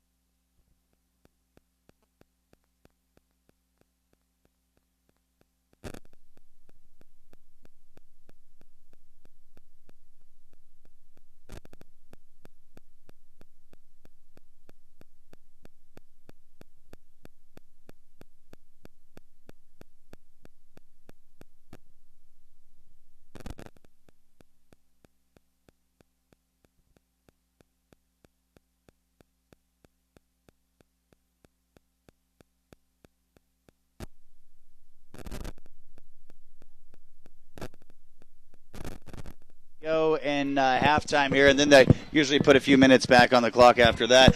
But what we've got going on from the first half, Floyd had a 12-yard rushing touchdown, and that took the action to 6-0, Frank. And then Kopic with the 26-yard touchdown. Casillas puts in the 2-point conversion. 14-0 Argonaut at that point, and now Kopic and Floyd both over 70 yards, according to our stat man Mike Messerol. Well, that's beautiful that somebody's keeping the stats for me. I got to tell you what, there was a lot of good there, and a lot of things that Argonaut probably is frustrated about. They really controlled the time of possession, and the yardage is just off the chart. I mean, they had short fields to work with the whole game, and they were only to put those 2 scores on the board. They turned the ball over on downs twice. They turned the ball over on a turnover once. And Brookside Christian on the other side, they had good field position in the first quarter and the start of the second quarter, and then all of a sudden they got backed up and they found it a little difficult to operate right there. So, there again, it's really difficult to figure out who's good and who's bad at this point. Yes. But if you look at the positives from the Argonaut on the offensive side, I thought Chad Floyd did a really good job in running the offense. I think they tried to get a little too cute. I think they tried to do a little too much. They were being successful at the things. And, hey, that's what early games are for, trying to experiment to see what they're going to do good. But I'd like to see them fall into a little better routine. Floyd did a really good job faking the ball to Kopic, and Brookside Christian probably watched the film last week, and it was Kopic, and they were getting the defense to crash hard, and Floyd was really successful running around the corner on those fakes. And made some nice reads, had some good blocking as well. But to your point there, we're saying not a lot of consistency, doesn't look like a game plan, almost just looks like calling a plays on offense, not really building on anything. But Frank and I aren't in the coaches' meeting. We don't know what they're talking about. Maybe they're just trying to see what works first half. Just try everything they have, see what it does. But we're talking positives, negatives, Frank. This is a team that's, half JV, freshman and sophomore, as Brookside doesn't have a JV team. Their quarterback's a freshman. One of their number one skill players, Salisbury's an underclassman. Over half the team underclassmen. And Argonaut can't put it inside the red zone 2 times. What happens when you go against the stronger competition in the Calaveras, the Amador? You're going to have to get that together. We're going to have to see Argonaut able to push that in from the red zone. They've had it both times with 4 downs to go and have really been shut down inside that red zone. All their scores have come outside. And so want to see them be able to put a little bit more strong performance together inside that red zone, I think, going forward. Well, I think what speaks to that is figuring out what you want to do and who you are. Exactly. Okay. When we saw Full House, we saw Wishbone, we saw Double Wing, we saw a little bit of everything, and you have to have a definition. You need to know who you are, because consistency is the name of the game. Definitely. Get good at something, and if you're really good at something, it doesn't matter if the defense knows you're doing that. Just be good at it. Yeah, beat them. And that's what Argonaut has been known for years and years and years. Here's what we're going to do. Oh, in the past with that double wing, they could say, we're running a 24 toss right at you. We're running a 24 toss. Boom. Here we're coming, stop us. Yeah, exactly. And then once you get the defense to overcommit and crashing that, then you start running a little misdirection. So you start taking advantage of that aggressiveness. Right now, because they keep changing and changing, I don't think the consistency is there yet at this point. But it's early in the year. It is. So we'll see. And last year, what I said, the only true success the Mustangs had last season was out of the double wing when they went back to it, when they tried to implement the spread. They didn't have a lot of success. Tonight, early success out of the spread in comparison to last season. Maybe that's something to build on. You got one more year with this new offense, and they're building a program the way they want to build it. Shout out to Lanergen and his coaching staff. This is what they want to do. And it looks like with the extra season, they are getting better with it. It looks like these kids are more familiar with what they're going to do. Not a lot of broken plays like we saw last year. I just like to see them shrink their playbook a little bit. Very much so. Very much so. Get a little more consistent, not necessarily on the plays they run, but on the sets they run them out of. Yes. Because as you get a little more consistent with your line blocking, when everybody understands their job really well, and they don't have to think, they just have to react, it's a lot easier to duplicate that success than having to redo it every time. And you're dealing with young men, high school students. Absolutely. So you can confuse the defense. You might confuse your own guys. guys too. So let's see a little consistency. You know, I do have some scores here, Frank. Looks like Calaveras 7-6. I'm reading off the iPhone here. Escalon is up over Calaveras at halftime, 7-6. Brookside Christian here it is 14-0. We have an update from Amador High School. Amador is up 20-6 over Rio Vista. Good job from Amador. I believe Sonora 8-6 trailing in the game against Lodi. Jake, or is Sonora ahead in that game? Excuse me, Sonora's up 8-6 in that game. So some good action from around the Motherlode League. So Jake, you want a mic? You want to talk to me? Okay, let me do something really quick here. We got Jake Eady in the studio with us, or up in the booth as well. But just want to remind you guys, your halftime show. Or something, oh, no, he's going to tell us. He's going to sing some Santa Lucia, Jake? Oh, solo mio. Why don't we just do it he for just him? got back from Italy. We can do that. We'll make Jake's ears bleed here. But anyways, real quick, your halftime show brought to us today by the Jackson Rancheria Casino Resort and Thompson Auto Center. And Jake, what do you got for us? All right, so I've been manning the stream here, the camera feed. We're streaming this live on the internet. I did have a chance. I ran off real quick, and I got a chance to talk with Coach Lannergan and Coach Floyd from the Mustangs. I asked them about how Kopic's injury was going to affect their game plan going into the second half. Kopic was being still helped up to where the Mustangs are having their little powwow. And they said, we're not going to worry about it right now because we have a lot of really good, solid runners that can get the job done and that can run the scheme that we want to do. They're going to try to keep pounding that outside, that read option. They have it all day. And they're going to start looking to go to the go to the air a little bit more. They're trying to shore up the route running and getting Floyd to get the ball to his receivers on the line there. So a lot of the same stuff I think we can expect in the second half. Just wanted to give you guys an update. Our sideline reporter. So, great update right there. Yeah. That's some positive stuff. I mean, catching the coaches going up to the halftime discussing. I mean, you're right on the top of that. He must have learned some stuff over in Italy. I think a little bit. I think he did, Frank. He's doing a good job. Yeah. Awesome. Yeah, good stuff right there. So we don't really know the extent. Kopic gave me the thumbs up, but they do have some good skill position players, and I think they see this as a game that they're going to win regardless. So whatever they want to work on, if they want to work on their passing game a little bit, obviously that's an area that maybe they're not quite as skilled at as they want to be. So this is a good game to do it, right? So we'll see what happens in the second half. And you know what? Amador has just gone up 40-6 now is the new update. We missed a few of their updates, so they're now at 40-6. The Buffaloes, and against a pretty good team. Rio Vista's not a lay down like they saw last week in San Juan. So, and you know what? Similar action last week as Dalen Thetford went down in the second quarter with an ankle injury. Came back in the second half, put up, I believe, over 100 yards again in the second half. But Argonaut electing not, as Jake said, to put Kopic back in. We likely won't see Kopic for the rest of the game.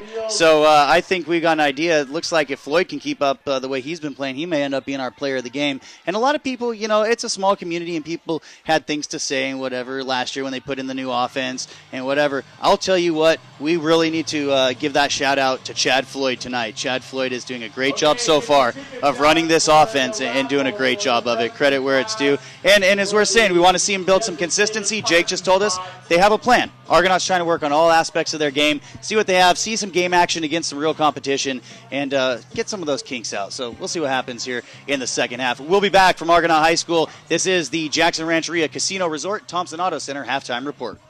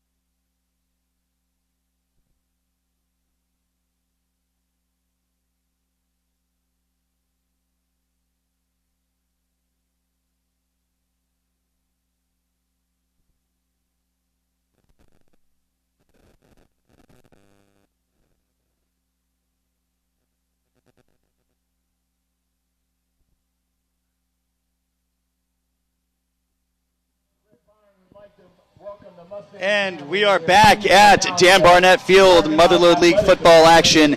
It is now 12-20 from Amador as Rio Vista has got back on the board there. So a 12-40 Rio Vista versus Amador. So Amador still in control of that game, though.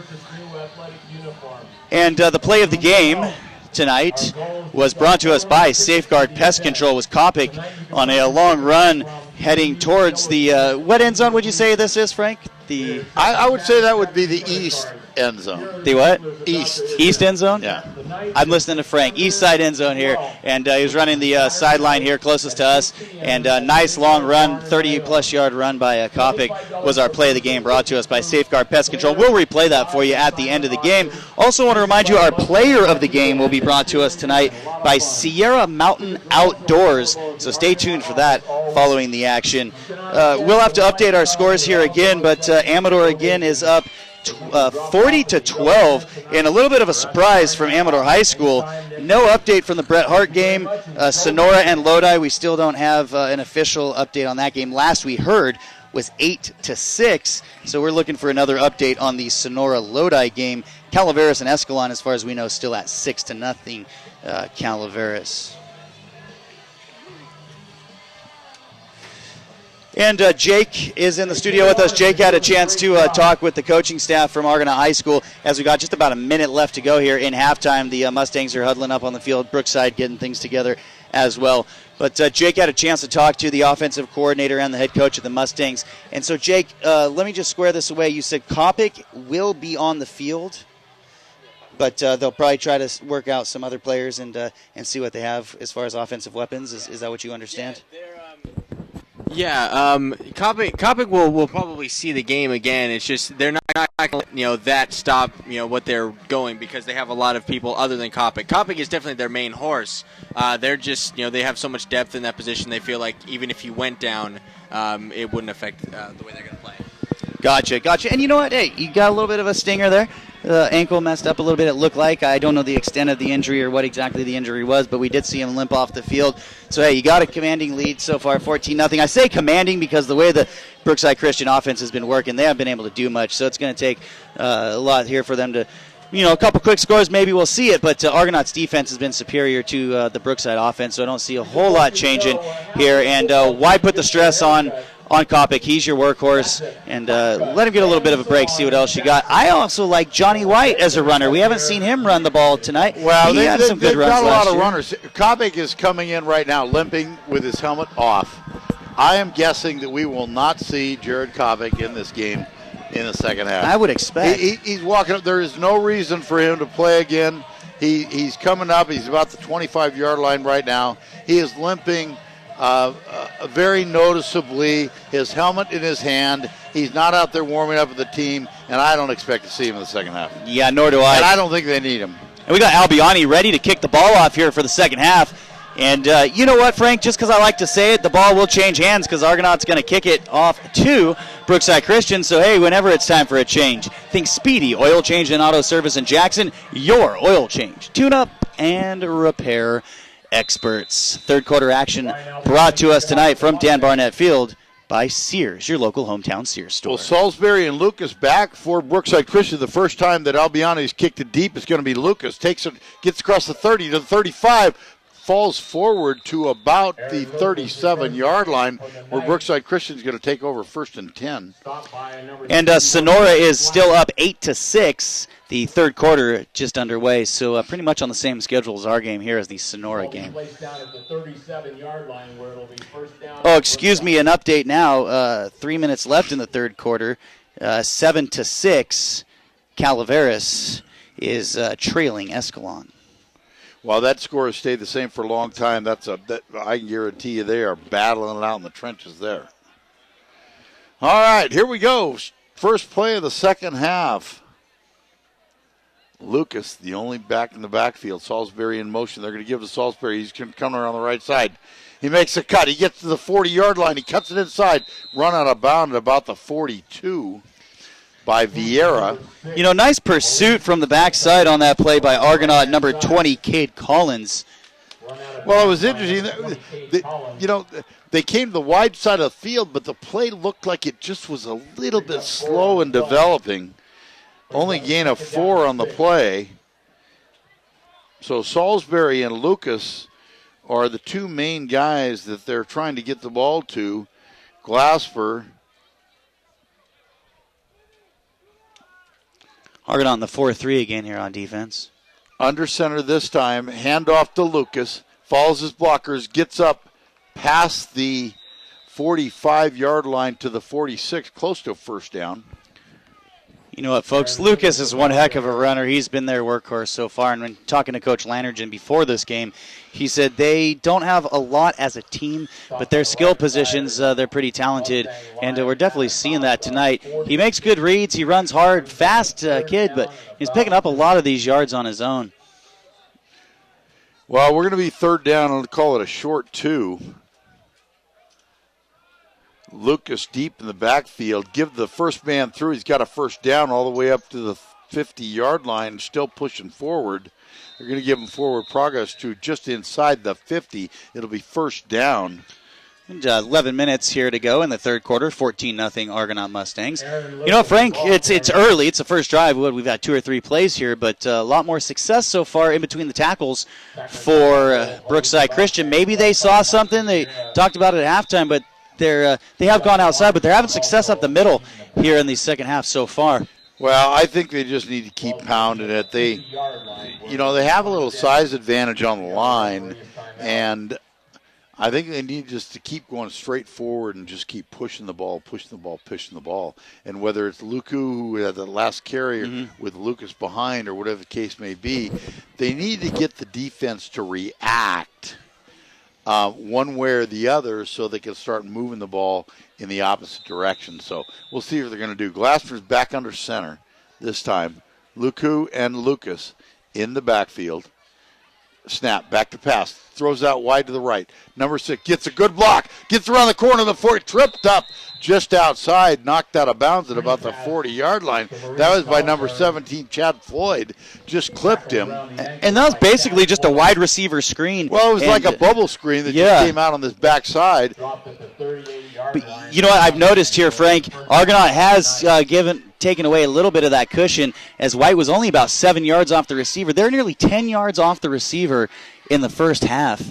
And, they were taking advantage of it, was Brookside Christian in that short passing game. So Argonaut's playing a little tighter, at least in coverage here in the second half. A quick update, Lodi now 13, Sonora 8 in the third quarter. 10 minutes left to go. Third quarter action brought to you by Sears here on Mother Lode League Football KVGC. Gasper back under center. Takes a snap. Pitch to Lucas. Going around the left side. Looking for some room. Cuts it inside. Beautiful cut. He's got some room. He's gone. He's at the 20, the 15, the 10. Touchdown, Brookside Christian. Yeah, he took it left. He cut back radical up the middle. And what a run. What a run by Lucas right there, guys. It is now 14-6. Argonaut Mustangs. Inside the tackle, right off the tackle. I'll tell you what, he made a great cut against the grain to cut it inside. That kid is fast and he can run, and he had clear sailing, and that was a beautiful run by Lucas. And you know what, in high school football, Frank, that plays there a lot, especially when we used to run the double wing at Argonaut. We called it cutting back, radical one. But when everything's flowing left, the linebackers, everybody's flowing with the play. He did a great job cutting it back across the play, as you said, and ending up in the end zone for 6. They're going to go for 2 in shotgun formation. Looking to throw. That ball was intercepted by Hernandez. You cannot return an interception on a 2-point conversion in high school football, so the whistle was blown dead, and so the 2-point conversion is not successful. But classic quick slant interception. He read it, stepped up right in front of it. That was all Hernandez. That was a great play. But there again, the thing is, man, Argonaut has dominated this game. They're ahead by 1 touchdown. I know. This is a little concerning right now. I totally agree. Now we're going to have a kickoff here, Frank. Brookside takes the opening kickoff and goes 62 yards like no problem. So whatever adjustments were made there, or Argonaut kind of sat back on their heels thinking, this is easy. Well, let me tell you what, right now it's 14-6, and they're in a football game. Hey, it's our job to broadcast the game and not to question, but one thing I will say here, Frank, is that, we heard the Argonauts trying to work on some things, see what works, blah, blah, blah. You know what? With the way the season went last year, I think these guys need to come out and blow somebody out, build some confidence, and have a plan, stick to it. Let them dominate against a lesser competition and build that swagger a little bit, and that confidence. And this is what can happen. You get your foot on the throat, you don't take it off. And hopefully this doesn't come back to bite the Mustangs. Well, I totally agree with that, JD. I mean, this team, they needed to win this game by a lot. Mm-hmm. They didn't need to win this game by a touchdown or even two for that matter. I mean, this was on the schedule with a big old W written on there. This was a confidence builder. This was something to make us all feel good about themselves. And all of a sudden, we just kind of been messing around, and we're up by one touchdown. Totally. Two stopped twice. One interception on a fourth down, one turnover on downs inside the red zone early for Argonaut against a team that is comprised of a lot of freshmen and sophomores. So all of a sudden, we got a whole bunch of different guys back there than we had before. Johnny White's going to pick it up short at 35. He cuts it to the 40, the 45. He gets over the 50. Nice run back by Johnny White, who was playing the up man on the left side. Takes it to about the 47-yard line where the Argonaut Mustangs will have it 1st and 10. You know what I was just thinking, Frank? When it's time for a change, think Speedy Oil Change and Auto Service in Jackson. Your oil change, tune-up, and repair expert. Why not? Yeah, Hey, what the heck? What's a guy to do? All right, here we come out. Let's see what we got in the back here. Floyd Vieira back where Kopic normally is. Floyd, fumbles the snap. He's going to keep it. Just trying to get some yardage around the left side. Got pulled back down. Gains, he ended up gaining almost 5 yards on the play. And although that was right at his hands, Frank, that was rocketed out of there. That's a pretty hard shotgun there. They had a real problem with that last year, if you remember. Yes, I do. In fumbling snaps. Yep. And they definitely that disrupts the timing of the play so much. They really need to tighten that up because that just foils the play. So Vieira, straight behind Floyd. Floyd takes a snap. He gives it to Vieira straight ahead. Nice get on the play. He's breaking it. He's down to the 20, the 10, the 5. Touchdown, Mustangs. What a run by Vieira. Straight up the gut. Straight up the middle.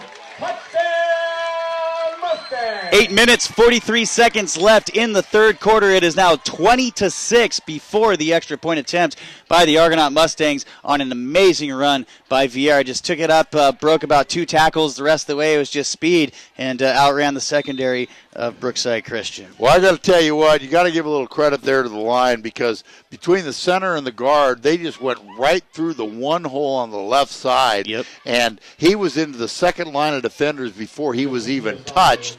Broke a little shirt tackle and just took it to the house. So Casillas in the kick. Fumble snap, gets it up. Didn't get it up in the air. Blocked again. Argonaut is still 0 for 4 on PAT kicking attempts. And that was, the snap wasn't handled cleanly. No. By time was got down, it was kicked low, didn't get up, it was blocked again, just like the first time. Just a real low kick. 20-6 now is where the score is going to stay. Argonaut with a 14-point lead here, 8:43. So what did we see here to start the third quarter? We saw Brookside Christian march 60-plus yards very quickly. Argonaut does the same thing, comes right back down, and maybe that's what we've been talking about, Frank. Let's see him put together a sustained drive. Argonaut did a great job there, and great play calling on that drive there. They ran 2 plays. What do you mean great play calling? They fumbled the first snap, got 5 yards, then they busted off a 42-yard touchdown. Great play calling. Seriously, I got to call you out on that, partner. No, but what I got to say about it, what was working? They're able to do it up the middle, right? Instead of getting cute, trying to do this, all this different stuff, throwing 5 different formations, they went with it and they stuck it to him. Okay, I thought it was a great call. I thought it was a great call. I thought it was 4 plays. I'm crazy here. And after this, let's take a quick break, and we'll give you the call here in just a second. Let's take a quick break and check in with Sears. We'll be right back from Argonaut High School.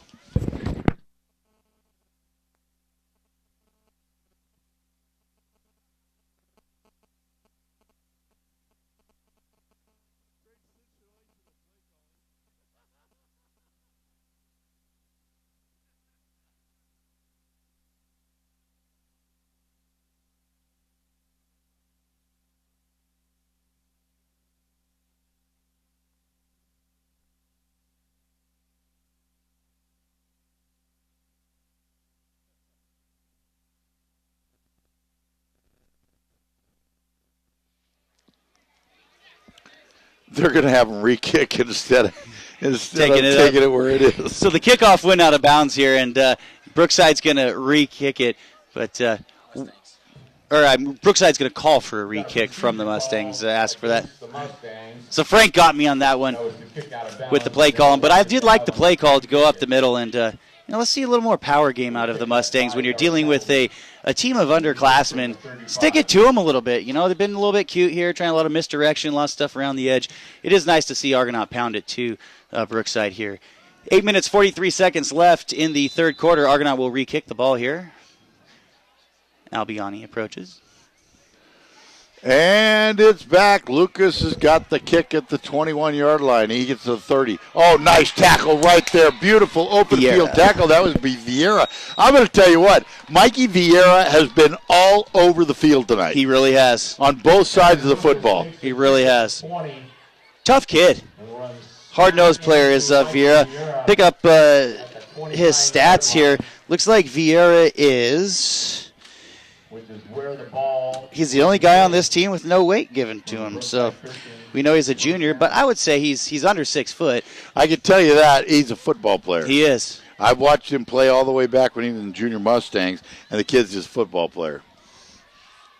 Nice job right there on the tackle of a very fast player in Lucas. And Lucas came up, tried to stiff arm him, and Vieira wasn't having that one, broke his arm. So first and 10 for the 29-yard line for Brookside Christian. Glasner under center.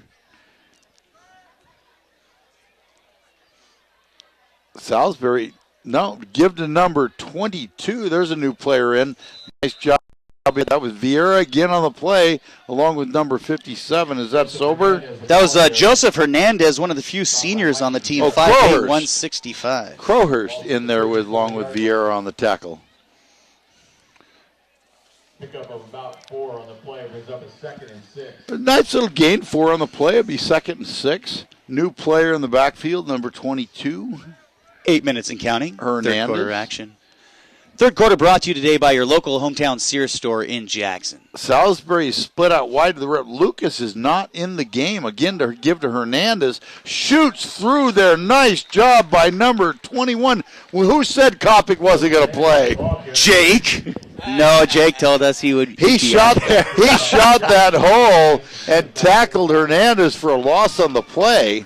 But all of a sudden, Lucas in there. I've got to see where I can find number 9. Reminded me of, you know who that reminded me of, Jake? Remember Tyler Love? Yes. Great tackler from the defensive secondary. It looked like old Tyler Love back out there for the Mustangs. Lucas is not in the game. He is on the sidelines. Think he's hurt, Frank, or you think? No, he's got his helmet on. He's standing there drinking water. Glasner, under pressure. Oh, nice hit. Knocked down at the 35-yard line. And it looked like on that play by the Mustangs, it was Albiani off the edge who really forced that play, the quarterback, to take it up the middle. Also, Dustin Armstrong with some nice penetration. Collapsed the pocket, forced him through there into the Argonaut defense. And so it's going to bring up a 4th down and 4. And, gosh, it looks like they're going to go for it. We got 6 minutes, 40 seconds and counting down. And I'm not, the third quarter. You're only down by 2 scores. But, obviously they feel their defense can't hold. They need to create something on offense. So Glasner's under center. Timeout called right here. And there's a flag on the field. delay a game? Takes it back 5 yards. And you know what, Frank? It looks like Now they're going to punt for sure. Up a 4th down. we talked to Coach Lannergan about Argonaut's conditioning, and it's starting to show here. Argonaut looks better conditioned. Brookside's starting to wear down a little. They came out with that nice drive to start the first half, but they're looking a little tired, a little winded out on the field. Well, at this you point. look at the number of players on the sidelines for Argonaut, and you look at the number of players for Brookside Christian, and they basically are playing 22 kids. Yep. And I'm going to tell you what, you're playing both ways. Everybody on your team, that takes a toll. It really And, you know, Lucas, their best player, he's on the sidelines. He's tired. So they're going to get away from that. Argonaut's going to take the ball over at the 39-yard line after the punt. got a net of 30-plus there on the punt. Actually, that's pretty good. Yeah, not too bad. Hey, it's 20-6 here. 6 minutes and 12 seconds left to go in the third quarter. Very quick break here. Hear from our sponsor, Sears, your local hometown Sears store in Jackson.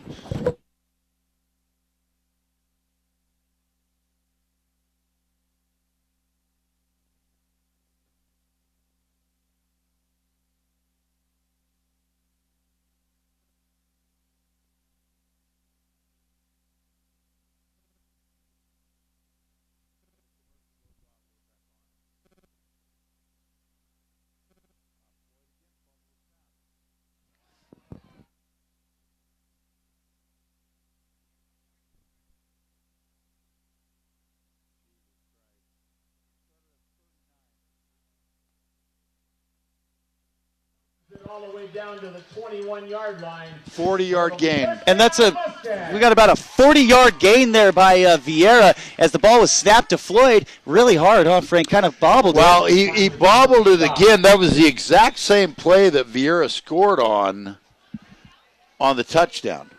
Exactly. I mean, maybe they do it on purpose. Floyd bobbles the snap, gives it to Vieira. That was the exact play that he scored on the 29-yard touchdown, and that was just a 40-yard run right there. Great play calling on this drive, Frank. See? We got to. Okay, so there again, we talked about in the first half. When you have a back lined up directly behind Floyd, Vieira ran into Floyd. Floyd wanted to give the ball to Vieira on the left side, and Floyd turns left, and that's right where Vieira was going. So Vieira ran into his back. Floyd ended up keeping the ball. They managed to get 7-yard gain, but it's the same situation. They need to recognize, they need to offset that back, because when the quarterback turns left, he's taking a yard that way, and he's going right into the lane where they want to hand off. Vieira straight ahead, brought down just by his ankles by Lucas. Lucas is back in the ball game, but it's down to the 5-yard line. It'll be 1st and goal for the Mustangs, and now this is kind of what looks more what we expected in this game. Yeah, Argonaut's doing a great job now at this point. As we said, Brookside looks like they're tiring, but Argonaut's they're calling a timeout. You look over on the other side of the field. What do they have? 5 subs over there, 6? 2 with their helmets off now at this point. And those 6 aren't playing for a reason. Yes. You're playing 22 guys both ways. And I'm going to tell you what, folks. Trust me when I say this, if you've never played football, never stepping off the field, because those same guys are on kickoff return, defense, offense, they're tired. Hey. Even at this age. I played here at Argonaut High School many years ago, and we didn't have a lot of numbers. Came off the field 4 times my senior year, and I'll tell you what, that was tiring. It really was. And that's how we all were. Now, you got a couple kids, and you just have to do that. But when you have a whole team yes. that has to do that, especially your offense and defensive line. Yeah, it doesn't work. Doesn't work. No. So Argonaut's got it 1st and goal at the 5-yard line with 4:50 left here in the third quarter, and it looks like this game's going to start to get a little bit ugly. You know what, Frank? We want to remind everyone to stay tuned after the game for the Prep Star post-game show. We'll be announcing our Safeguard Pest Control Play of the Game and our Sierra Mountain Outdoors player of the game. Check out Sierra Mountain Outdoors in Sutter Creek. Great store. Here we go. Full house. Inside handoff to Hernandez. Cuts it inside. Touchdown Mustangs.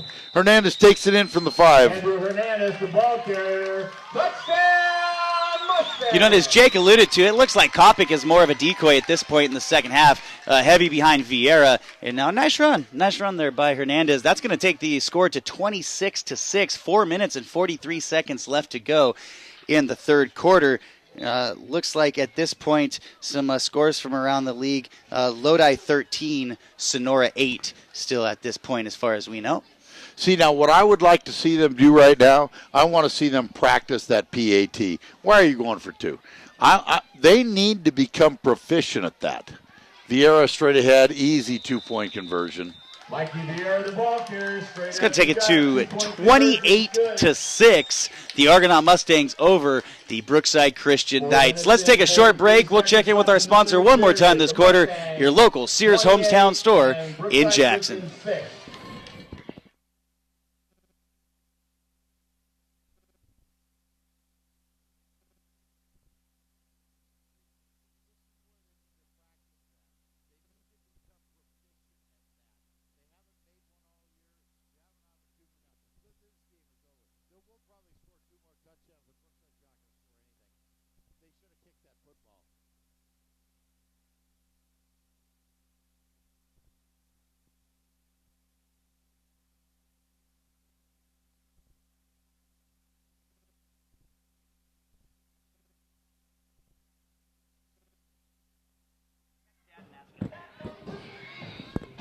And 4:43 left to go in the third quarter. Kickoff about to be underway here by Albiani.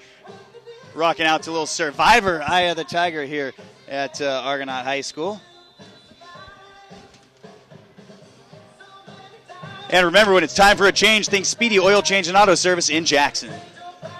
All right, big kick by Albiani this time. Way back to the 5-yard line, field by Salisbury. He's cutting around the left. Vieira chasing him, misses the tackle. He gets the corner, knocked out of bounds at about the 21-yard line. Looks like he's ran out of bounds there, Frank, by number 57. But Albiani put one in the air that time. We hadn't seen that yet today. No, you know, high, deep, bounced at about the 5-yard line. A lot of leg for a high schooler. It's a nice kick.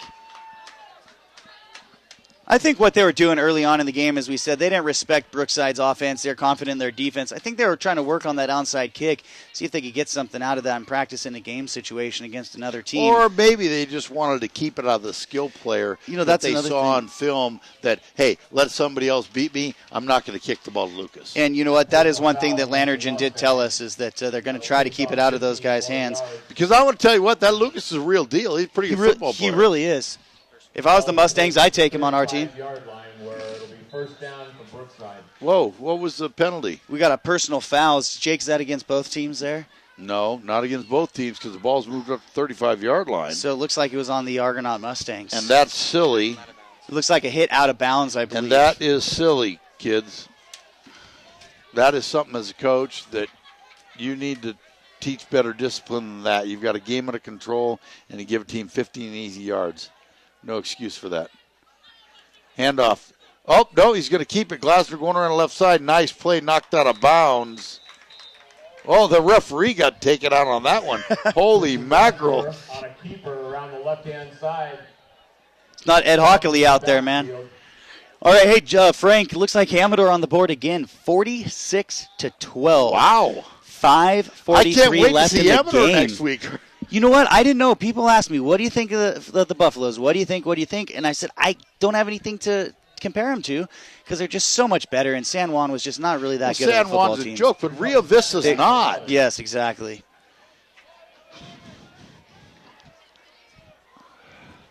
See, Lucas is out of the game. He is not in on offense. He's still playing defense. Glasner back to pass. Throws complete to the 40-yard line.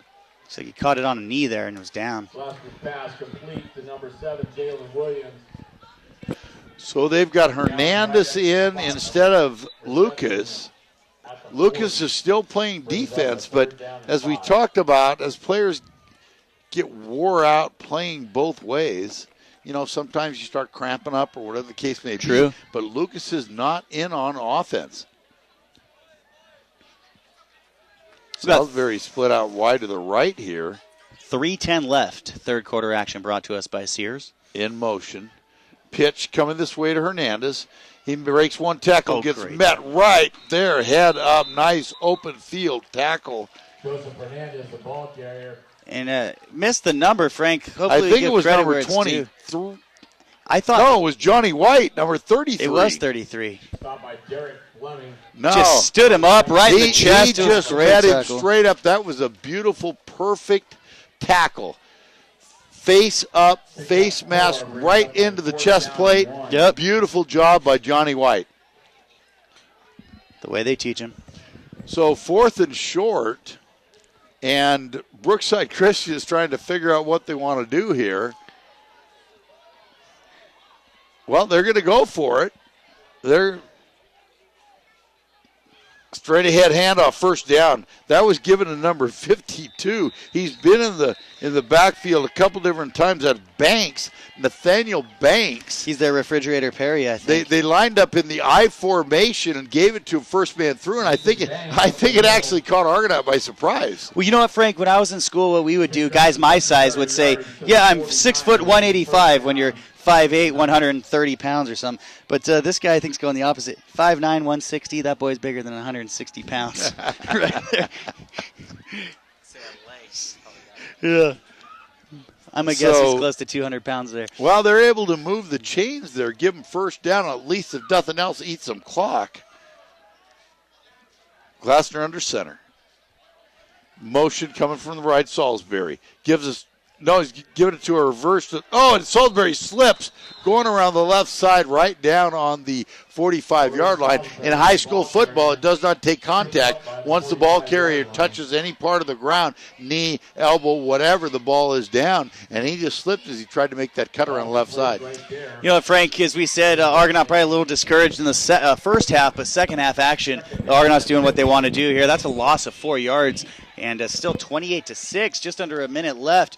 So we're most likely going to wrap up the third quarter with a 22-point lead for the Argonaut Mustangs. Wow, this Brookside Christian team right now looks like they're playing with cement shoes. They really do.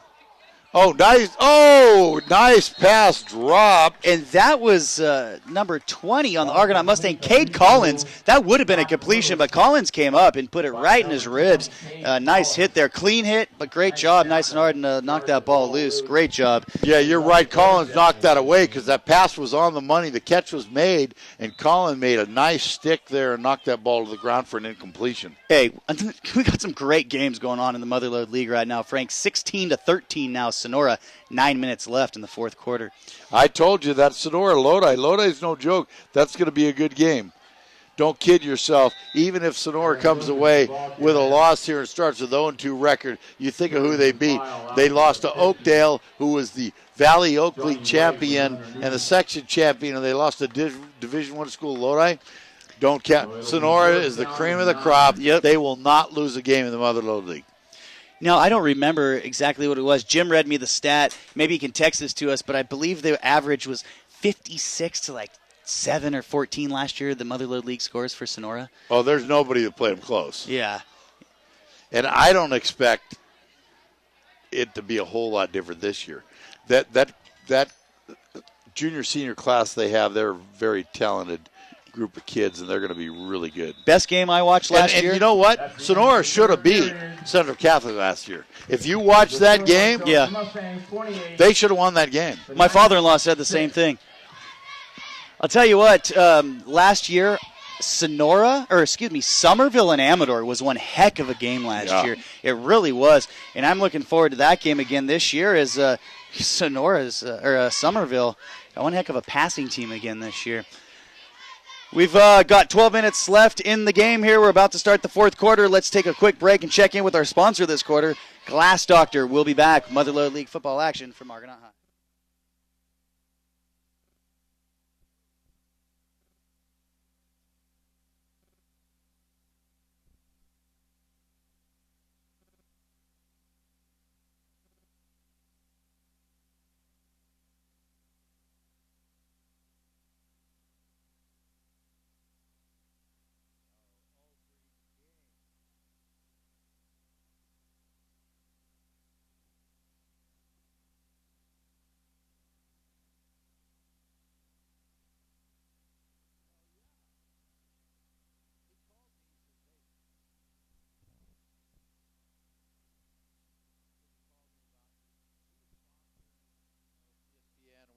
I said, fuck, there ain't nobody.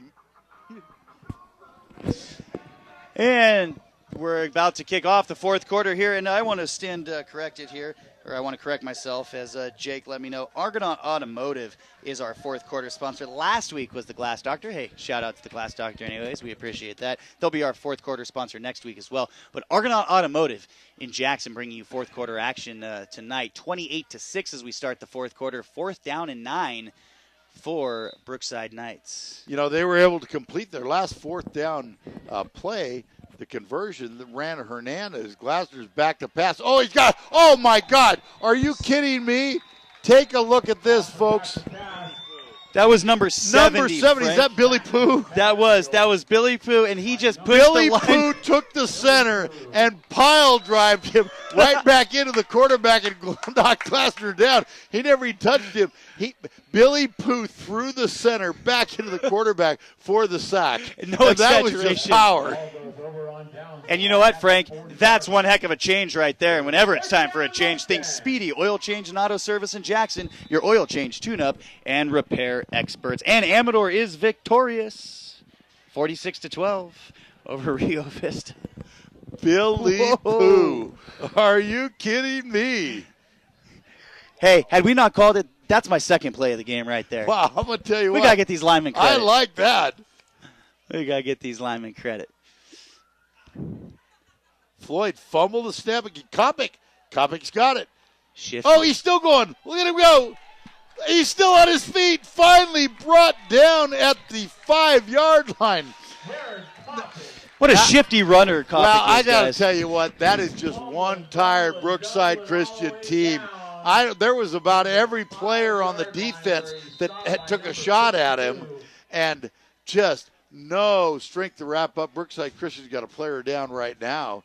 Kopic with a great run, started at the 40-yard line, took it all the way down to the 5, a 35-yard run by Kopic to give the Mustangs a 1st and 10 from the first and goal Frank, from the 5-yard line. From Amador tonight, it was not Griffin at quarterback. It was Anthony Burns, who was listed as our backup, had a few drives last game.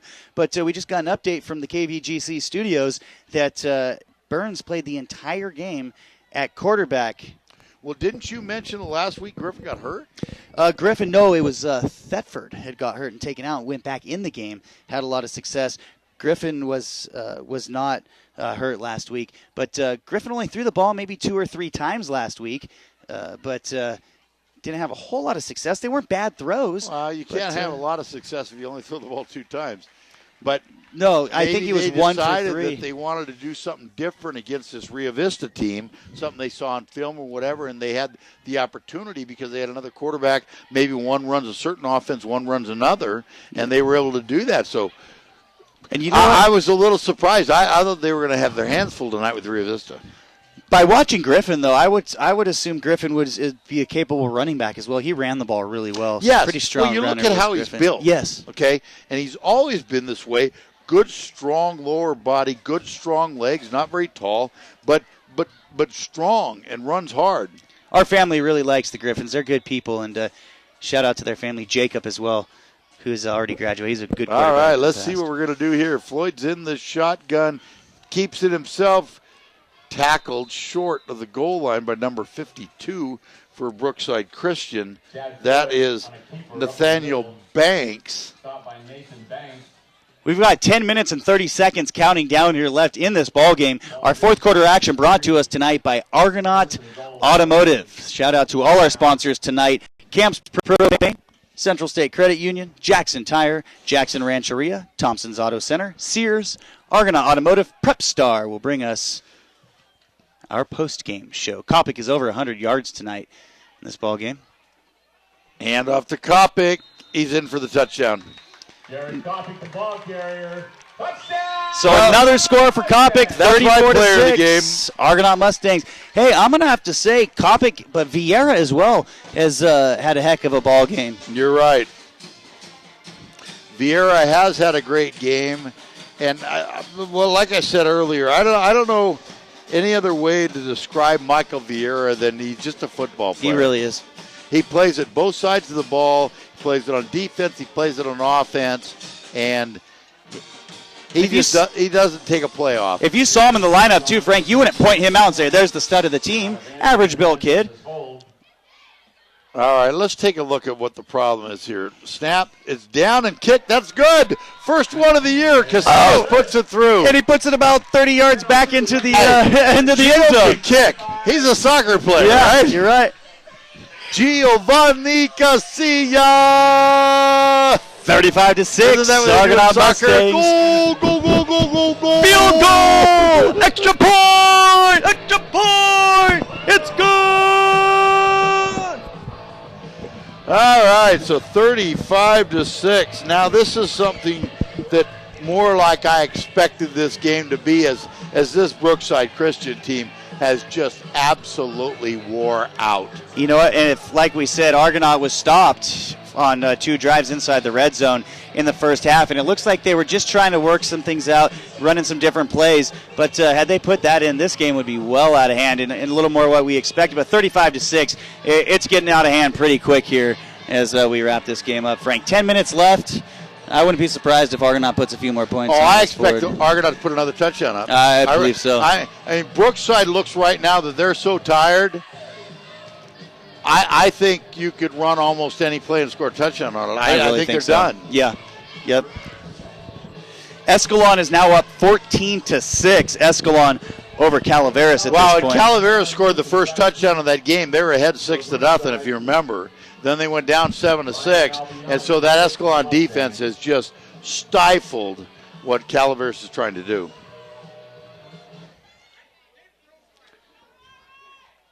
Well, Lucas is back in on the kick return. He's just tired. He's not playing both ways anymore, but he's back there to return kicks on this left hash mark.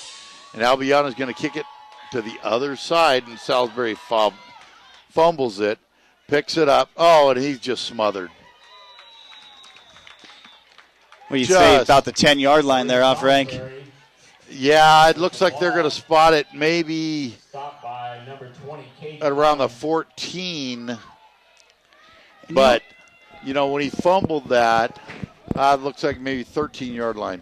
Where are they going to spot it? Yeah, about the 13-yard line. I don't know the rule in high school football, but at a certain point after the score hits a certain difference, they go to a running clock. It's 35-6. I don't know when that happens. I don't think 29 points is enough. I think it's know 35, it's got to 40 get points. over 30, but Yeah. it's I know Brookside Christian right now wishes the clock was running. I think so. Those guys on the sidelines. 35-6 Mustangs, 9:43 and counting. All right, Lucas First down. back in on the backfield. He's back in the I formation right now under center Gassner. It's give to Lucas. Tries to cut it to the right side, and he just runs into nothing but green jerseys there. Guess who's at the bottom of the pile? Michael Vieira. You know who else I've been impressed with is Sober. On the line. Sober's Ryan had a Sober. good game. Yeah, he really I has. think Sober missed the game last week. He got in that accident on Wednesday. They were actually going down to sell some ads down in Comanche for the yearbook. Okay. And came right out of high school, right down here on Stony Creek Road. Went around a turn a little fast, hit smack dab in a tree. There were 5 kids involved. Luckily, nobody was seriously injured. And those are those roads here in Amador County, New York Ranch, Stony Creek. Not a lot of shoulder on these roads. And it's 40 points, Jim confirms, Frank, before 40 running points. clock. Okay, Gassner's back to pass. He's it thought looked there like could have been some Salisbury interference. he looked like he cut off the route. Gassner thought he was going deep, and Salisbury looked like he cut off the route, and maybe that's because he had a little defensive interference in the front that he didn't think he'd get back, but not even close to completion there. So 3rd and 6. Hey, Frank, real quick. When we see Joey again, my brother Joey, student, first semester at UOP, was offered the job as Power Cat. And he turned it down. Oh, was he To really? make phone calls. So Joey, he's my Power Cat, Frank. 23-13, Sonora over Lodi at this point. Oh, nice pass right there. Completion and a first down. Gaster just rolled a little bit to his right there, and he completed the ball to Salisbury. Just a little down and out there. He delivered that on a string and a little bit of a right rollout. Nice job. And you know what? Brookside Christian, they've had success. They've had some good programs, late 90s, early 2000s. They were a powerhouse at one time, but not quite the case anymore here for Brookside Christian. Well, they're a pretty small school, and they're there's a lot of private schools that they're competing against down there with for athletes. And when you're talking about Central Catholic, you're talking about St. Mary's, you're talking about you look at your top-notch athletes that want to be involved in those type of programs. Obviously, in the Stockton Lodi area, St. Mary's is grabbing most of those kids. And then when you look further down to the south, Central Catholic is pulling the same way. And Brookside kind of gets... Brookside's in Stockton, correct? Others, yes. I've never been to Brookside. So come out on the field right now. You know what? Let's take this chance. Let's play another spot here from our sponsor, Sears. It looks like this may be an extended break here. We've got a player limping off the field as well. Don't know if they're going to call this an injury timeout or not. But let's take a quick break. We'll check in with Sears. We'll be back from Argonaut High.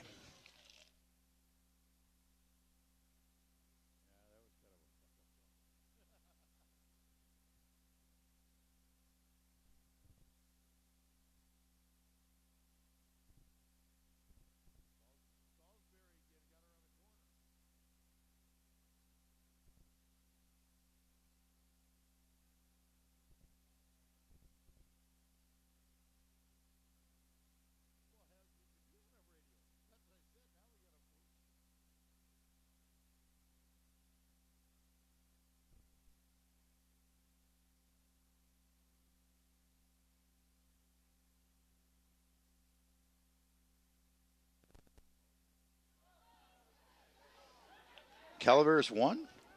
Lost. And we're back at Argonaut High School. We missed a play there during the commercial. It was a nice pass to the sideline to Salisbury. It looked like about a 15, 20-yard gain there. It's going to bring up first down and 10 from the 41. Pitch coming this way to Hernandez. Nice penetration by Hernandez. Hernandez to Hernandez. A drop for a loss. Nice job by Aaron Hernandez. We just got word that the Calaveras game has gone final. Escalon defeats Calaveras 14-6. Calaveras goes to 0-2. But again, they have played two quality football teams. If you remember earlier when we reported the score, Calaveras went ahead 6-0, ended up losing. That was the only score they were able to manage through the game, but they've played two good teams, so don't let that 0-2 record fool you. They're going to be somebody to contend with. Glassner again back to pass. Oh, intercepted! Right over the middle by the linebacker. Albiani just slid right in front of that. Intercepted by Ryan Albiani. I'll tell you what, that was great hands by Albiani right there because he was only 5-7 yards in front of the quarterback. Right at the 35-yard line. He was trying to get it over in a little curl route across the middle. That was a great job by Albiani. Argonaut's going to take over at the 35-yard line, 1st and 10. So it happens when you got your starting tight end out there with some hands. 35-6. We're under 6 minutes to go now here. Clock is counting downward about 5 minutes and 50 seconds. First down and 10.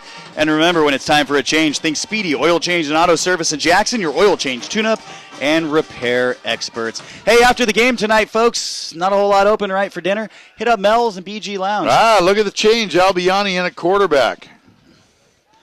We've got White behind him. Give to Johnny White up the middle. Got hit. Takes it forward to about the 30-yard line. Boy, look at the guys mixing it up out there. That was Gio Casillas out there mixing it up with the corner. Little Gio. So Albiani in. Albiani, a very capable quarterback, too. A lot of people were wondering who the starter would be this year. I have to tell you, if you're going to throw the football, Albiani is a much better passer than Floyd. I definitely agree. And I'm not saying anything bad That's about not Floyd. a knock. Floyd does a good job of running the offense, but if you're just looking at a sheer passer, Ryan Albiani is a much better passer than Chad Floyd.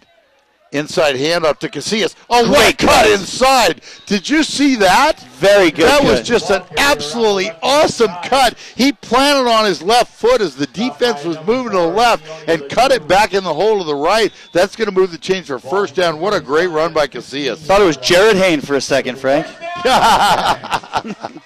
Boy, isn't he fun to watch? Oh, he is. I don't see Gio playing much rugby, though. No. I don't know about that. I agree with that. So 1st and 10 for the Mustangs, just inside the 25-yard line. And shout out to the coaching staff. They've subbed down here most positions here of the Argonaut Mustangs in the fourth quarter with a commanding lead, 35-6. 4 minutes and 14 seconds left in this ball game. Fourth quarter action brought to us by Argonaut Automotive. Johnny White gets the handoff up the middle, brought down at about the 10-yard line. Up. We got a flag on the play. Little extracurricular activity going on there. There's a little frustration. Frank, you know who is a rugby player at UOP? Joey Geedy. Made the rugby team. Just found that one out. Shout out, Joey. Hey, it's 23-13. Final score, Sonora over D1 Lodi. Personal foul against Brookside Christian. There's some frustration going on now. That'll bring it down half the distance of the goal down to the 10-yard line, where it'll be first and goal for the Mustangs. Joey's playing rugby. Yeah, tried out for the rugby team, and I guess he made it. So rugby is a club sport, as it is at most schools. He said he wanted to be like Bo Gilman. Big Bad Bo played rugby at UCLA. Yeah, he did, and did pretty dang good. Oh, look at Gio. Look at him go. Jitterbug, get inside. Brought down to about the 7-yard line. It'll be second and goal from the 7. Tell you what, you ever met a kid ever in your life that smiles more than Gio Casillas? Okay. Does Gio do work with Armstrong from time to help out Armstrongs? Yeah. I saw Dustin came by. I was over talking to Coach Lannergan, getting some info on the game, and here comes Armstrong to do a little bit of gravel work, young Dustin. Gio's with him, and they're busting it. And I said, this guy can run a shovel, and the whole time he's smiling. Like you just said. I swear to God, he's putting the work and he's smiling. I want, hey, if anybody out there is listening, I want you to call KVGC tomorrow, 223-1340, if you have ever seen Gio Casillas without a smile on his face. Or at least a frown. I don't. I've known Gio. I've coached Gio. I've known him since he was a baby. I can't say I ever have. He play baseball? Yes. Did Gio play baseball? Because Oh, he's fast, I'm man. so sorry he gave up baseball. Yeah. I'm going to tell you what. The kid's an athlete. Yeah. I think I remember him back when Jim was coaching around and Joey was playing Little League. He was shorter, wasn't he, when he was young? He's still short now. 4 pitches, you're on first base and steal second. But he's fast and he has quick hands and he had a great glove. He'd pitch for you. He'd play shortstop for you. I'm telling you, I enjoyed coaching him a lot. But I enjoy him as much, if not more, as a person than an athlete. Mm-hmm. He's just a pleasant young man to be around. Got a great attitude, always a smile on his face, very polite. And that says a lot about his parents. This whole team, there's a lot of good kids on this team out here, this Argonaut Mustang team. Lourdes and Efron. You know what? I'll give a shout out to Lourdes and Efron, Gio's mom and dad, and Jessica and Stephen, his brother and sister. And Albiani's going to keep it. Oh, knocked down at the 5-yard line. Almost looked like a horse collar, but I think he had the jersey. Had the shirt. Yeah. He had the shirt. He did not have the pads. It was almost stretching back off of him, but he's down to the 5-yard line, so it's going to be third down. And 35-6 here, about just under 3 minutes left in the ball game. And as we said earlier, Argonaut has subbed down line position skill players as well, and still able to move the ball here a little bit. So Brookside Christian is one tired football they team look right like now. it. They're gassed. So Albiani shotgun formation. Johnny White lined up the single back behind him. Give to White. He hits the 5 to the 4 to 3. Touchdown! Johnny White, the ball carrier. Touchdown, Mustangs! So White takes it in from the 5-yard line. Not a very long drive, as it was a 35-yard drive. They started at the 35-yard line, finished, capped off by a 5-yard run by White.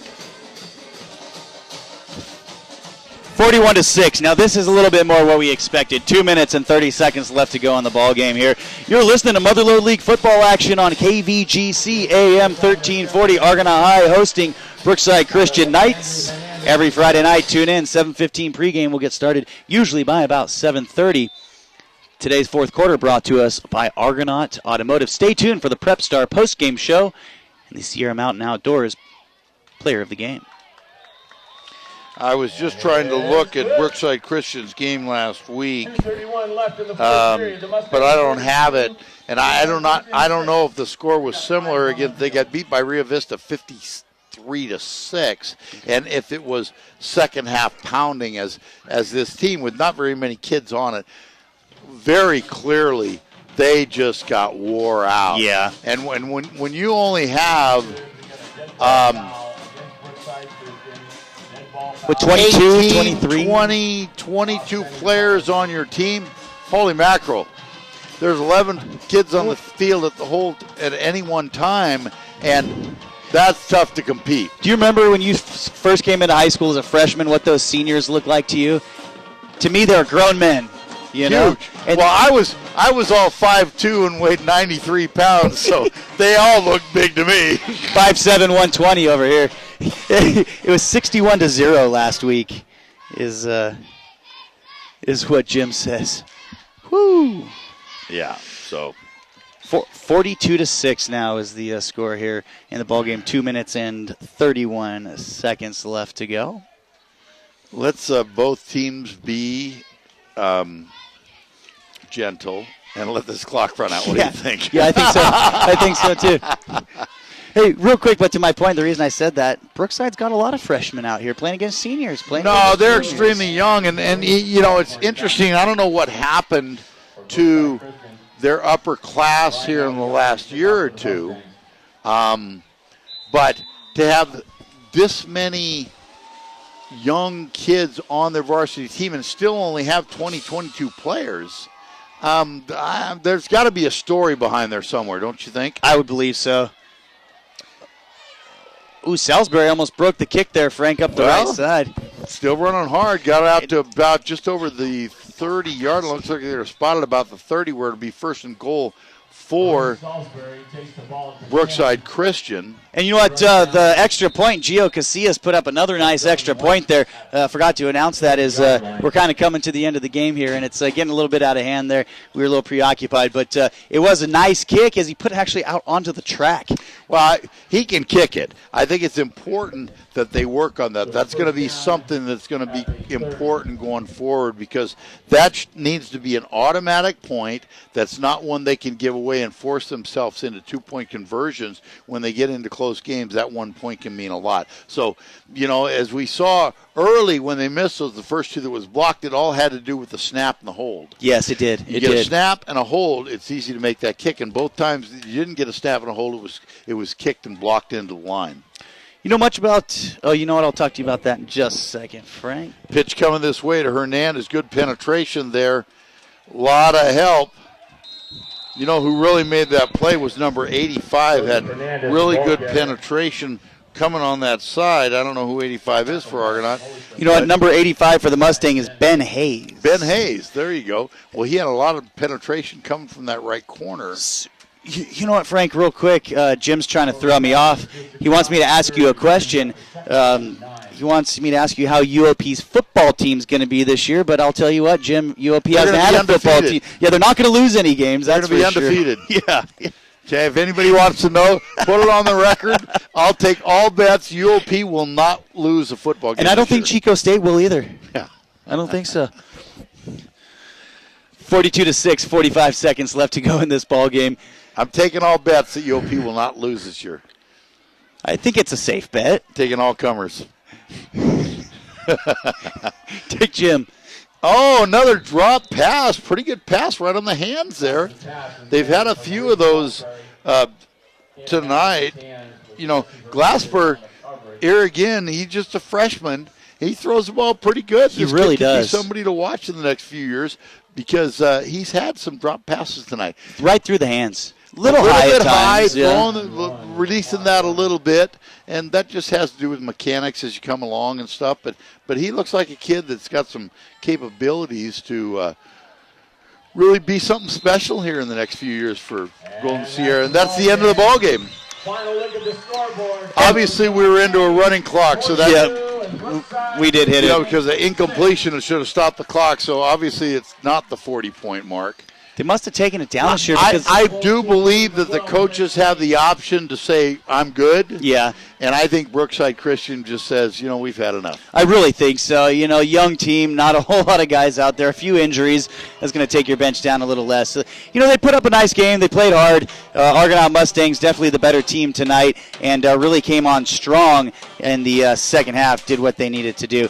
So let's take a quick break. Let's check in with our post-game sponsor. We'll be back with your post-game show brought to us tonight by Prep Star.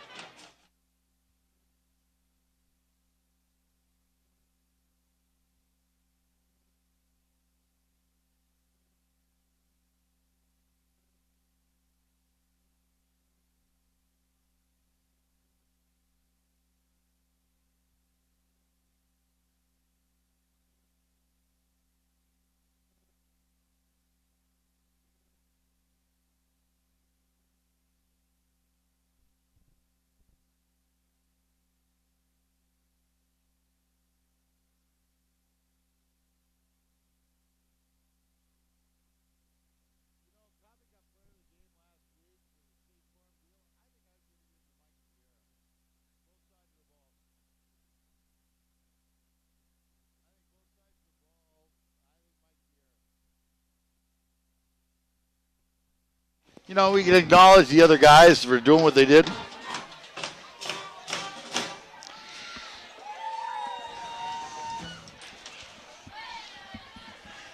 And we're back here at Argonaut High School, Dan Barnett Field. The game is over. Argonaut victorious over Brookside Christian, 42-6. And Frank, this is our Prep Star post-game show. But let's get out of the way here before we go any further. Let's choose our player of the game tonight. The Sierra Mountain Outdoors player of the game. I think we concur.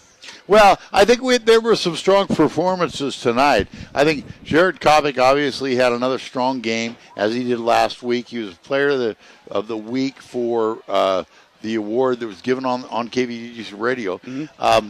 Chad Floyd, the starting quarterback for the Mustangs, also had a very strong game. Gio Casillas came on in later in the game, and he had a strong game. But I think the guy that really played, that deserves the player of the game today, both sides of the football, offense and defense, I'm going to go with Mikey Vieira. I totally agree. Vieira, a couple nice long runs up the middle, close to 100 yards rushing.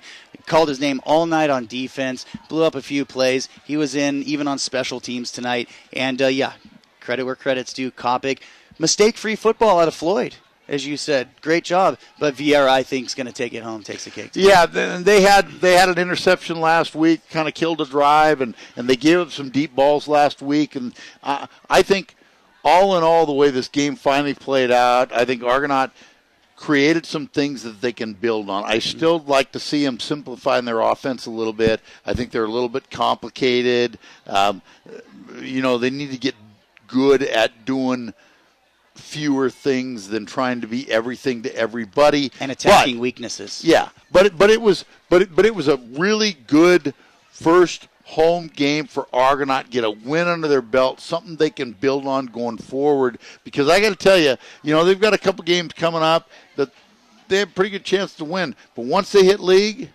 It's going to be it's tough. going to get a little tough. And I think the first league game that we're doing is home against Sonora. I believe so. And I don't. It is. It's like I said earlier. I don't think there's any team in the Mother Lode League that's going to beat Sonora. No, and I don't even think they're going to give them a close game. You know, they kind of ran away with it last year. They swept the field. I think they're going to do it again this year. However, that does not mean that everybody else is eliminated from a playoff position. And I think once you get past Sonora, there's a lot of equality amongst the rest of the teams. Totally and depending think so. on how things go, you never know. Argonaut might be in the mix. And you and I have talked about this off camera. A lot of people have said this. You got your first tier, which is, of course, going to be Sonora. Right below, Calaveras, Amador, and Somerville. They're all going to have strong teams this year. And then I think Argonaut, Linden, and Bret Hart kind of just slightly behind. But we don't know what Argonaut's going to do as they progress. They really improved last season as the season went on, did Argonaut. Maybe the same thing happens this year and they can compete with some of those other teams in the league here. You know, until I see a little bit more of the other teams, because I don't know and I haven't done enough research yet to really look at the rosters and this and that. This is not a very big team. It's not. Argonaut has been pretty big in the past, and that's what has enabled them to run that double wing offense because they've had big linemen. They've been able to control the line of scrimmage. They've been able to wear you down, tire you out, and really take control in the second half. This is a different team. They've got a lot of speed, skill, position, but small And players. a lot of zone blocking with smaller guys. But you look at all the running backs and the defensive backs, what they have, whether it's Kopic, whether it's Vieira, whether it's Johnny White, whether it's Gio Casillas, Aaron Hernandez. All these guys are they fit into the same mold. They're kind of speedy guys, shifty guys, but they don't have those big guys that you go back and look at Sid and even last year with the Walshaw that's playing up at Butte, and they've always had big kids. That isn't this team, so they need to be able to do things different to work towards those. And qualities. like you said, a lot of these backs are the same player. White, they're good, they're tough kids, but they're not necessarily hard runners, more shifty runners. You know, the guys from the past, Colton Merrimans and those guys who are shifty, but they'll still take you right on and lay you down. Brock Hayes From quarterback. You know, even you can go further back to Lavati, or not Lavati, but number 22. God, who am I thinking of? Anyway, they had those type of guys. But then you look on the other side of the defense. You got Crowhurst. Yes. You got Armstrong. Sober. I mean, the one thing I like about this team that I saw tonight, and I heard this about it last week, even though I didn't see the game, these kids are playing hard. They're flying to the football. There's effort. Yes. Okay? And when you see effort and when you have a lot to want to in your team, a lot of want to in your players, that bodes well. Definitely. And so that's what I saw the Mustangs do tonight. I totally agree, Frank. I totally agree. You know what? Jake's going to give me a quick wrap-up of some of the other Motherlode League games as well.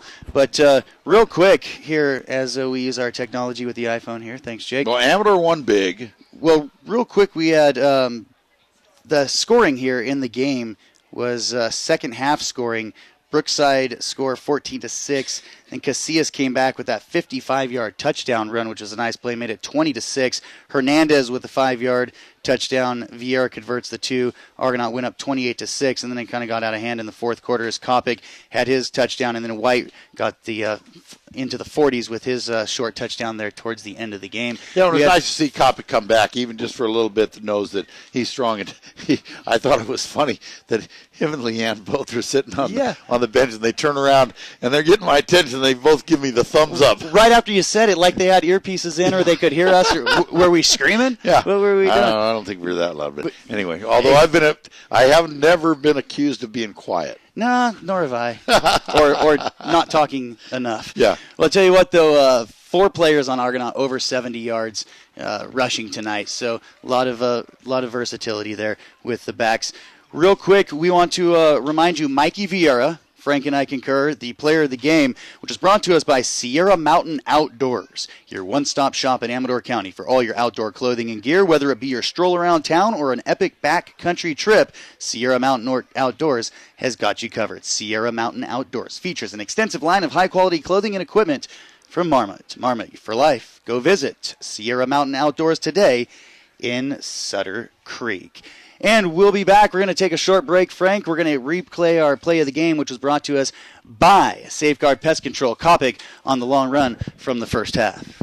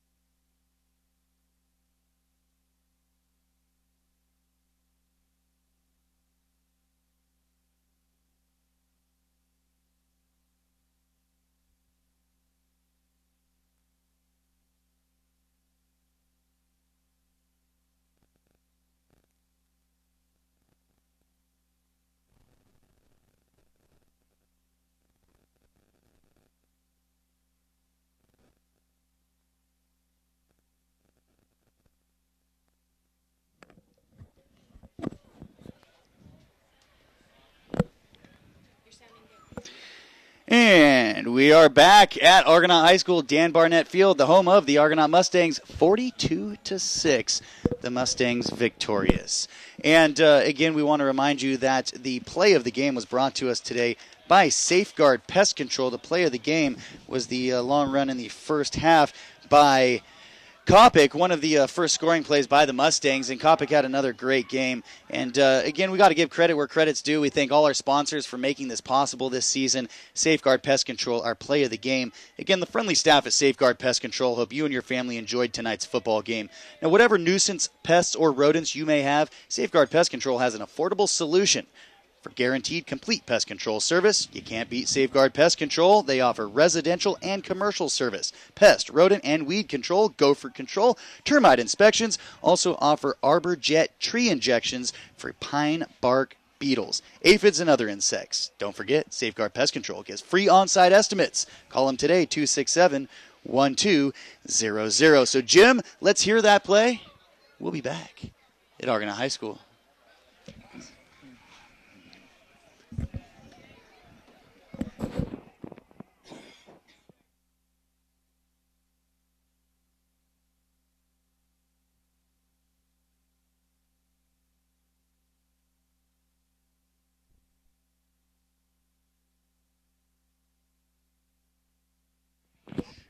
And there you have it. Was that Joe Starkey I was listening to? It sounded like it to me. Sounded dang good, right?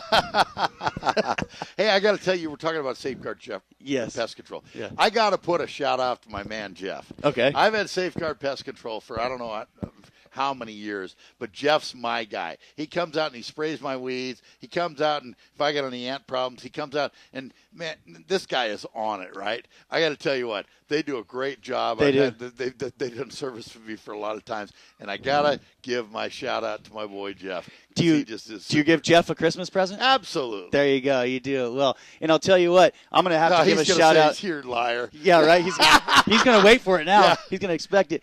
Shout out to Uncle Frank Jones with Safeguard Pest Control as well. So that's going to wrap it up here from Argonaut High School. Frank had a great time doing the game. Yeah, it was a good first week. You know, we look forward next week. I got to tell you, Argonaut's got their hands a little bit full next week. If you look at their schedule, they're kind of on again, off again. They started with a tough game last week against Colfax. Yes. Played Brookside Christian tonight. Well, guess where they go next week? That is no easy task because they got to go to Bear River.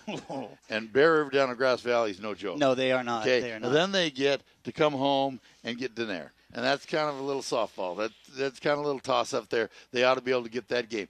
I'm pretty excited to go see Amador play next week. We're going to be over there. We will. Our game of the week over at Amador next week. After them starting out 2-0 and winning big, they're going to be playing Capital Christian. So next Friday, we're going to be there for the KVGC game of the week, and I'm looking forward to that. And that is going to be where we see what Amador is all about. Yeah. Firsthand, good competition. They sound legit. I thought they had pretty good competition tonight against Rio Vista, and they showed us they're pretty good. So we're going to continue to see how that goes on, and I'm just looking forward to the season. Again, we want to thank all of our sponsors, the Credit Union, CS Credit Union, Jackson Tire, Jackson Rancheria, Sears, Argonaut Automotive, Prep Star. Prep Star, the post-game show. We're doing it. And, hey, shout out to Camps for our pregame. And you know what? They're not an official sponsor, but I'm good friends with Bart Gilman, and he takes care of me. I'm going to head on down to BG's, and maybe I'll take you with me, Frank. Yeah, well, hey, Bart, if we're giving out Moo Burgers for each game, just to mention this, I get a little hungry, too. Hey, if I'm just saying, Bart. So, hey, that guy gives them to me anyway. I just say hi. All right, so that's going to wrap it up here from Argonaut High School. For Frank Alverson, I'm J.D. Geedy. Motherlode League football action every week right here on AM 1340. Tune in, kvgcradio.com. Good night, everyone.